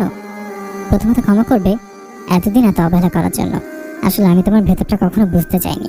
আসলে আমি ইদানিং ফিল করছি মানুষের চামড়াতে কিছু আসে যায় না, আসল ভালোবাসা হয় হৃদয় দিয়ে। যে আমার পরশুর পর থেকে নিজেকে বারবার অপরাধী মনে হচ্ছে। যে মেয়েটা সারা রাত জেগে আমার সেবা করে, সে মেয়েটা আমার বুকের উপর শুতেই পারে। তবে আমার মারা ঠিক হয়নি। I am really sorry Tufa. আমি চাই তোমাকে বউয়ের মর্যাদা দিতে। তুমি কি আমাকে একটা সুযোগ দিবে? এই বলে ফুলের তোরা বাড়িয়ে দিলাম। সত্যি ভালোবাসবেন তো? অনেক। যদি তুমি সুযোগ দাও। জানেন, ভালোবাসা মানুষকে কখনো কষ্ট দিতে নেই। আমি আপনাকে ফিরে দিতে পারবো না। আমি তো আপনাকে অনেক ভালোবাসি, তাই আপনাকে সুযোগ না দিয়ে কোনো উপায় নেই। কিন্তু আমার কিছু শর্ত আছে। কি শর্ত? আমাকে অনেক ভালোবাসতে হবে, আমার সব আবদার পূরণ করতে হবে। ওকে রাজি। তাহলে ফুলগুলো নাও। শিওর বলে তুফা ফুল নিল, আর সাথে তো আমাকে জড়িয়ে ধরলো। এটা কি হলো? কি হলো কোনটা? এভাবে জড়িয়ে ধরলে তো দম বন্ধ হয়ে যাবে। আচ্ছা শুনুন না। বলো। লজ্জা করছে? ও বুঝেছি, জড়িয়ে ধরে আছে তাই লজ্জা করছে তো। ও কিছুই বোঝে না। তাহলে বুঝিয়ে বলো। আমার লজ্জা করছে। তাহলে কি আর করার, ঘুমিয়ে পড়ো। কি যে করি, কি করবে? দেখাচ্ছি কি করব। এই বলে তুফা আমাকে বিছানায় ফেলে দিল। তারপর বাকিটা ইতিহাস। সকালবেলা ঘুম থেকে উঠে দেখি তুফা আয়নার সামনে চুল খোলা রেখে বসে আছে। ভেজা ভেজা চুল, হালকা হালকা পানি চুল থেকে ঝরে তুফার গায়ে পড়ছে। আমি আস্তে করে তুফাকে পেছন থেকে জড়িয়ে ধরলাম। আমার পেছন থেকে জড়িয়ে ধরায় তুফা হালকা কেঁপে উঠলো। তুফা আয়নার দিকে তাকিয়ে বলল, কি হলো মিস্টার, আচ্ছা এত রোমান্টিক? বউয়ের সামনে একটু রোমান্টিক না হলে কি হয়? হয়েছে। আর রোমান্টিকতা দেখাতে হবে না, ফ্রেশ হয়ে নিন। ওকে মহারানী। তারপর গোসল করে নিলাম। বাইরে এসে দেখি তুফা চা বানিয়ে নিয়ে দাঁড়িয়ে আছে। আমি চা খেয়ে অফিসের জন্য রেডি হচ্ছিলাম। তুফা এসে টাইটা পরিয়ে দিল, চুল ঠিক করে দিল। ঠিক আছে, এখন অফিস যাই না বলেন? আসি। ওকে, এখন আসি। আমাদের কিন্তু আবদার সব পূরণ হচ্ছে না। আমি বুঝলাম তুফা আসলে কি বলতে চাচ্ছে। ওকে, আবদার পূরণ করতেছি বলে সামনে যেতেই তুফা পেছাতে লাগলো। যেভাবে যেতে যেতে একসময় তুফা দেয়ালে লেগে গেল। আমি তুফার মুখের বাম হাতের পাশ দিয়েই তুফা চোখ বন্ধ করে ফেললো। আমি দেরি না করে তুফার কপালে একটা ভালোবাসার পরশ এঁকে দিলাম, আর কানে কাছে গিয়ে ফিসফিস করে বললাম, ভালোবাসি। তুফা এখনো চোখ খুলেনি। কি হলো? চোখ তো খুলো। তারপর তুফা চোখ খুলে আমাকে জড়িয়ে ধরলো। আমি খুব ভালোবাসি আপনাকে। ঠিক আছে, এখন আসি। আর একটু জড়িয়ে ধরে থাকি না? উফ, আমার বউটা দেখে অনেক রোমান্টিক। দেখতে হবে না কার বউ, তাই না? ওকে, আসছি বলে কপালে আরেকটা চুমু দিয়ে দিলাম। এটা কি হলো? কোনটা? আবার চুমু খেলেন কেন? খারাপ লাগছে নাকি? খারাপ লাগবে কেন, বরং ভালো লাগছে। তাহলে আরেকটা দিই? না না, আর লাগবে না। ওকে, তাহলে আসি। দুপুরে ফোন দিব। ওকে। তারপর চলে এলাম অফিসে। কাজ করতে করতে দুপুর হয়ে গেল। তোফা ফোন দিল, আমি ফোন রিসিভ করলাম। কি করেন? আজ অনেক কাজ, তাই কাজ করছিলাম। তাহলে রাখছি। কাজ তো শেষ, একটু কথা বলি। খাইছেন? আর 10 মিনিট পর খাবো। খাওয়া শেষে ফোন দিবেন। আর একটু প্রেম তো করতেই পারি নাকি? একদম না, অফিস টাইমে কোনো প্রেম চলবে না। ওকে, রাখছি তাহলে। শুনেন, বলো। I love you so much. তারপর ফোনটা কেটে দিলাম। তারপর খেতে চলে আসলাম। খাওয়া শেষ করে তোফাকে ফোন দিয়ে জানিয়ে দিলাম আমি খেয়েছি, নয়তো ও খাবে না। এভাবে প্রতিদিন অফিস যাওয়া আসা, প্রতিদিন তোফার ডাকে ঘুম ভাঙা আর আবদার পূরণ করে অফিসে আসা, অফিস শেষে বাসায় গিয়ে গল্প তোফার সাথে, আর মাঝে মধ্যে ভালোবাসা আদান প্রদান করা। এই নিয়ে আরো 2 মাস চলে গেল। একদিন অফিসের কাজ শেষ করে বাসায় গেলাম, তেমন কোনো কাজ ছিল না, তাই দুপুরে বাসায় চলে গেলাম। দেখলাম তোফা শুয়ে আছে। আমি আস্তে করে পেছন থেকে জড়িয়ে ধরলাম। তোফা আমার দিকে না তাকিয়ে বলল, আজ তো তাড়াতাড়ি চলে এলেন যে? আমার প্রতিটি স্পর্শ তোফা খুব ভালো করে চিনে। তেমন কাজ ছিল না, তাই চলে আসলাম। কিন্তু তুমি এই অবেলায় শুয়ে আছো কেন? এমনি কিছু না, ভালো লাগছিল না। আমি তোফাকে ছেড়ে দিয়ে বললাম, কিছু ভালো লাগছে না মানে কি? ঠিক আছে তো? জানি না। আপনার অফিসে যাওয়ার পর আমি ঘুমাইছিলাম, তখন একটা খুব খারাপ স্বপ্ন দেখলাম। ও, এই জন্য মন খারাপ? চিন্তা করো না, স্বপ্ন তো সত্যি হয় না। এটা অন্য স্বপ্নের মতো না। আমার খুব ভয় করছে। চিন্তা করতে হবে না, তোমাকে স্বপ্ন সত্যি হয় না। তা কি স্বপ্ন দেখলে? আমি স্বপ্ন দেখলাম আমাদের মাঝে কোনো তৃতীয় ব্যক্তি ঢুকে গেছে। সে একটা মেয়ে, আর সে আপনাকে আমার কাছ থেকে কেড়ে নিতে চায়। আমার মনে হয় এই সময় এমন স্বপ্ন দেখা অশুভ। আপনি কি আমাকে ছেড়ে যাবেন কখনো? কি যাতা বলছো? তোমাকে ছেড়ে যাবো কেন? কখনো না। এতটুকু বিশ্বাস আমাকে করতে পারো? তাও আমার খুব ভয় হচ্ছে। খাইছো? কথা ঘোরানোর জন্য। তোফার চেহারা দেখে মনে হচ্ছে সত্যি ভয় পাইছে। না, আপনি ফোন দিলে খেতাম, আর এখন তো চলে আসছেন। একসাথে না হয় খাবো? ঠিক আছে, একসাথে খাবো। আপুর মা খেয়েছে? একটু আগে খেয়েছে। আমাকে অনেক জোর করছিল ওদের সাথে খেতে, কিন্তু আমি খাইনি। ঠিক আছে, তুমি বসো, আমি খাবার নিয়ে আসছি। না না, আপনি বসেন, আমি খাবার নিয়ে আসছি। আপনি কষ্ট করবেন কেন? এটা কি হলো? বসো চুপচাপ, আমি আসছি। আমি নিচে গেলাম, দেখছি আপু বসে বসে টিভি দেখছে। আপু একটু রান্নাঘরে আসো তো। তুই বস, আমি খাবার দিচ্ছি। আপু মনে করেছে টেবিলে খাবো। না না, তুমি প্লেটে করে দাও, তুফাও খাইনি। আর তুফার শরীরটাও ভালো নেই, তাই ওকে গিয়ে ওর সাথে খাবো। ওকে, 5 মিনিট দ্বারা বেড়ে দিচ্ছি। তারপর আপু আর ভাত তরকারি দিলে আমি রুমে নিয়ে চলে এলাম। আপনি কষ্ট করতে গেলেন কেন? কই কষ্ট? আর এইসব কষ্ট না, ভালোবাসা, বুঝছো? অনেক ভালোবাসেন না আমাকে? অনেক। আর হা করো, আমি খাইয়ে দিচ্ছি। তারপর আমি তুফাকে খাইয়ে দিলাম, তুফা আমাকে খাইয়ে দিল। আমাদের মাঝে প্রায় এমন খাওয়া দাওয়া হয়। খাওয়া শেষে তুফা বলল, আপনার জন্য একটা সারপ্রাইজ আছে। তাই নাকি? কি সারপ্রাইজ? বলা যাবে না, রাতে বলবো। ওকে, তোমার ইচ্ছা। আচ্ছা, আপনার কিছু মনে নেই? কি মনে থাকবে? ওকে, রাতে বলবো। ওকে। তারপর কিছুক্ষণ শুয়ে থাকলাম। বিকালে বের হলাম। আজকে রাশেদ নাই, ইমনের সাথে বসে আড্ডা দিচ্ছিলাম। আড্ডা দিতে দিতে প্রায় রাত 9টা বেজে গেল। ফোন বের করে দেখি 5টায় ফোন দিছে তুফা, 2টা দিছে আপু। আমি আর 7-5 না ভেবে বাসায় চলে এলাম। দেখলাম আপু কি যেন করছে। কি করছে আপু? এই তো একটু কাজ করছি। তুই কতবার ফোন দিছি তোকে, ধরিসনি কেন? ফোন সাইলেন্ট ছিল তাই বুঝি নাই। ঠিক আছে, রুমে যা। ওকে, গেলাম। রুমে এসে দেখি তুফা নীল শাড়ি পরেছে। কি হলো, আজ এত সুন্দর করে সাজছো কেন? বলছেন একটা সারপ্রাইজ আছে? হ্যাঁ বলেছিলে, কিন্তু কি? এখন না, আরো পরে বলবো। কখন বলবা? এতক্ষণ না শুনে থাকতে পারলেন, আর এখন চুপ করে থাকতে পারবেন না? ওকে, ঠিক আছে, আপনি বসেন, আমার কিছু কাজ আছে। ওকে। তারপর ল্যাপটপ বের করে অফিসে কিছু কাজ করলাম। কাজ শেষ করে দেখি প্রায় রাত 11টা 20 হয়ে গেছে, কিন্তু তুফা বা কেউ একটু ডাকলো না। 7-5 না ভেবে নিচে গিয়ে দেখি তুফা এখনো কি জানি করছে। এত রাত পর্যন্ত কি করছো? আর কিছু না, প্রায় সব কাজ শেষ। তোমার সারপ্রাইজটা কি বলো? এখন না, আরো পরে। আচ্ছা, আপনি রুমে গিয়ে রেডি হয়ে নিন। রেডি হবো মানে? এত রাতে কোথায় যাবো? কোথাও যাবো না, আপনি রুমে যান, আমি বলছি। ওকে। তারপর আমি রুমে চলে আসলাম। তখনই তো ফোন দিছে। একটু আগে তো নিচের থেকে কথা বললো। আমি ফোন রিসিভ করলাম। বলো। আলমারিতে একটা নীল শার্ট আছে, পরে নিন। মনে করেন কোথাও যাচ্ছেন। এত রাতে এসব কেন? যা বলছি তাই করেন। ওকে। তারপর পরে নিলাম। রাত প্রায় 11টা 50। কি হলো, এতক্ষণ লাগে? পড়েছি তো। তুমি কোথায়? আমি আছি। আপনাকে মেসেজ দিয়ে যা বলবো তাই করবেন। মানে কি এসবের? ভালোবাসা বুঝেন তো নাকি? বুঝি, কিন্তু কোনো কিন্তু না। আমি কিন্তু আপনার বউ, কোনো প্রেমিকা না। আর জান্নাতের মতো করবো না। মানে কি? তুমি কেমনে জানো? বলা যাবে না, রাখছি। কিছু বলতে না দিয়ে ফোন কেটে দিল। সাথে মেসেজ দিল, এটা ছাদের উপর আসেন প্লিজ। আমি আর কি করব, ছাদে গেলাম। কিন্তু এই কি, এখানে তো একটা লাইট থাকার কথা, ওটা নিভ না কেন? আমি ফোন বের করে লাইট জ্বালালাম। সাথে চারপাশ আলোকিত হয়ে উঠলো। Happy birthday to you. আমার মনেই নেই আজকে আমার জন্মদিন। গিয়ে তুফাকে জড়িয়ে ধরলাম। Thank you so much. সবাই দেখছে, ছাড়েন। ও, আমার তো মনে ছিল না এখানে আরো কেউ আছে। লজ্জা পেয়ে তুফাকে ছেড়ে দিলাম। পাশে তাকিয়ে দেখি মা, আম্মু, রাশেদ, তামিম সবাই আছে। তোরা আছিস? তোর জন্মদিন না থাকলে কি হয়, আমার তো মনেই ছিল না। হয়েছে, এবার কেকটা কাট। শিওর। আমি কেকের সামনে গিয়ে প্রথমে বাতিগুলো ফু দিয়ে নিভালাম। সবাই একসাথে বলে উঠলো, happy birthday to you. Thank you. Tufa আমাকে কেক খাইয়ে দিল, আমিও তাকে খাইয়ে দিলাম। তারপর মা প্লাস আপুকে, তারপর সবাইকে কেক খাইয়ে দিলাম। সবাই অনেক আনন্দ করলাম। সব আয়োজন যখন শেষ, আমি তুফাকে বললাম, আমার জন্মদিন অথচ আমার মনে নেই। তোমাদের কেমনে মনে থাকলো? ভালোবাসার মানুষের জন্মদিন কি ভোলা যায়? তা ঠিক, এত আয়োজন কিভাবে করলে? আমরা কি ঘাস করছি নাকি দুপুর থেকে এখানে? তোদের অনেক অনেক ধন্যবাদ। ধন্যবাদ না দিলেও চলবে, কাল ট্রিটটা দিয়ে দিস। শালা সবসময় শুধু ট্রিট লাগে। হ্যাঁ, লাগবেই তো। ট্রিট সকালে দিয়ে দিবি, কাল সবাইকে আমি রান্না করে খাওয়াবো। তাই মনে মনে, এটা কি আমার বউ নাকি তাদের উকিল? ওকে ভাবি, আপনি যা বলবেন। আমরা কি ফেলতে পারি? আজ আমরা নিচে যাই। তুফা আর তুই গল্প কর। কানের কাছে গিয়ে বললাম, তাড়াতাড়ি ভাগ, একটু রোমান্স তো করতে দে। এটা তাহলে সবাইকে বলি। শালার পুত বলে দৌড় দিলাম হালকা করে। সবাই নিচে নিয়ে গেল। ছাদে এখন তুফার আমি। কেমন দিলাম সারপ্রাইজটা? অসাধারণ। Thank you, welcome. দেখুন আজ কত সুন্দর চাঁদ উঠেছে। যদি ওঠে নিয়ে বড় করে রোমান্স করার জন্য বললাম, অনেক সুন্দর বলে তুফাকে সেদিকে তাকালো। তখন আমি পেছন থেকে জড়িয়ে ধরলাম। জানেন, আমার অনেক ভয় করছে। এখনো কি তুমি সকালে সেই বিষয়টা নিয়ে চিন্তা করছো? এসব চিন্তা বাদ দাও, তেমন কিছু হবে না।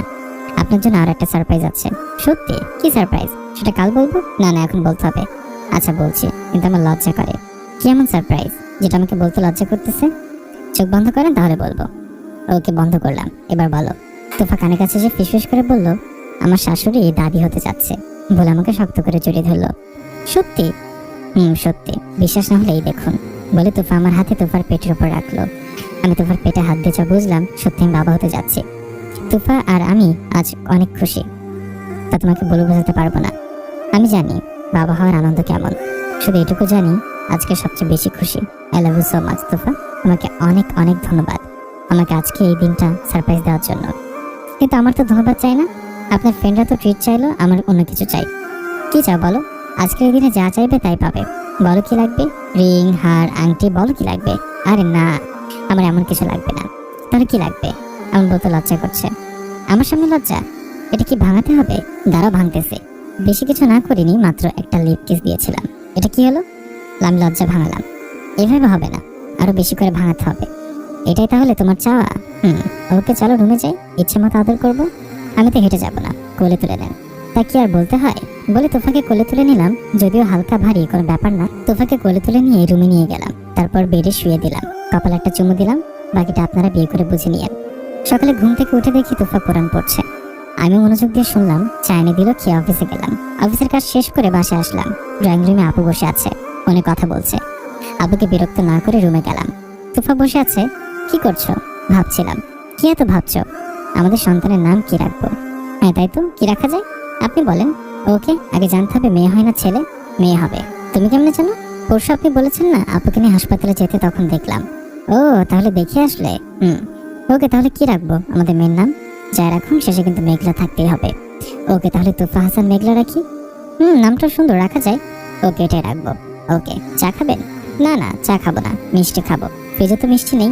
ফ্রিজে নাই তো কি হয়েছে, আমার সামনে তো আছে। সামনে মানে কই? কেন, তোমার কাছে তো মিষ্টি। কই, আমার কাছে নাই তো। ওকে, আমি দেখছি। চোখটা বন্ধ করো। ওকে, চোখ বন্ধ করতে দেরি, তোফার ঠোঁটে চুমু দিতে দেরি না। এটা কি হলো? মিষ্টি খেলাম। আপনি কিন্তু অনেক দুষ্ট হয়ে যাচ্ছেন। বাসায় এত ভালো বউ থাকলে কি আর চুপ করে থাকা যায়? ঢং যত। ঠিক আছে, একটু বের হবো। মাত্র আসলে কোথায় যাবেন? একটু বাজার থেকে ঘুরে আসবো। ওকে, সাবধানে যাবেন। এভাবে আমাদের দুষ্টু মিষ্টি ভালোবাসার মধ্যে দিয়ে চললো আরো কয়েকটা মাস।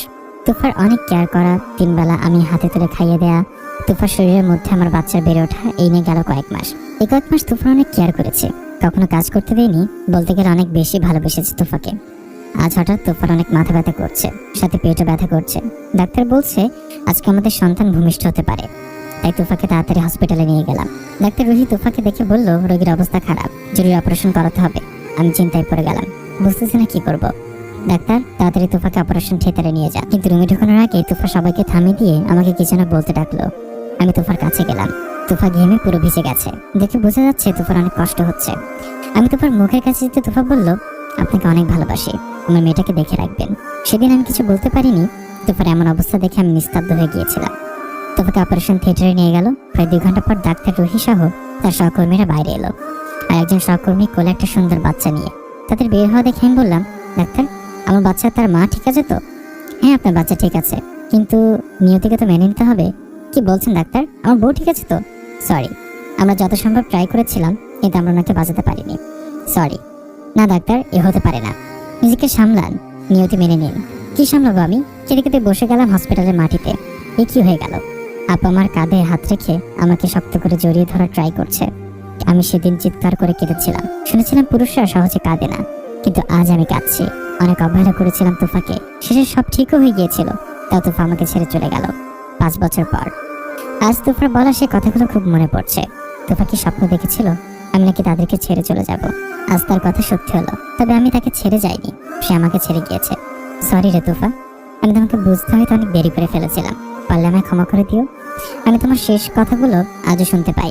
ভালো থেকো, আমার উপর অভিমান করে থেকো না প্লিজ। সত্যি অনেক ভালোবাসি তোমায় কলিজা। এসব ভাবছিলাম আর চোখের জল ফেলছিলাম, তখনই পাশ থেকে ছোট্ট একটা মেয়ে বলে উঠলো, আর কতক্ষণ এখানে দাঁড়িয়ে থাকবে বাবা? আর তুমি এখানে যতবার আসো ততবার কান্না করো কেন? আমার মেয়েটা মেঘলা, তাকে স্কুল থেকে নিতে আসছিলাম, তাকে নিয়ে তোফার কবরের সামনে এলাম। প্রায় সময় পেলে এখানে আসি, আজও আসলাম। আচ্ছা মামুনি, তুমি না বলো তোমার মাকে দেখবে? হ্যাঁ, দেখতে তো যাই, কিন্তু মা তো সামনে আসে না। মামুনি, তোমার আম্মাকে ডাকো না প্লিজ। তোমার আম্মাকে বলো তাকে ছাড়া আমার কেউ নেই, তাকে ছাড়া আমার ভালো লাগে না। আমি তো বলি বাবা, কিন্তু মা তো আমাদের কিছুই বলে না, মা খুব পচা। না মামুনি, তোমার আম্মা অনেক ভালো, পচা না। তুমি ভালো করে ডাকলে ঠিকই তোমার সাথে কথা বলবে। সত্যি তো? তাহলে তুমি ডেকে দেখো। মা, মা, আমার কথা শুনতে পাচ্ছ? এসো তুমি আমাদের মাঝে ফিরে। তোমাকে ছাড়া আমার কেউ ভালো নেই। বাবা প্রতি রাতে তোমার ছবি দেখে কান্না করে, আমারও কান্না চলে আসে। তুমি প্লিজ এসো।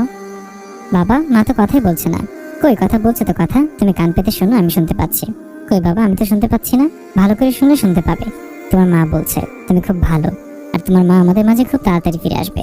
ওয়াও, কি মজা! মা যদি ফিরে আসে তাহলে আমরা সবাই মিলে কত মজা করব। অনেক। বাবা, মাকে তাড়াতাড়ি ফিরে আসতে বলো না।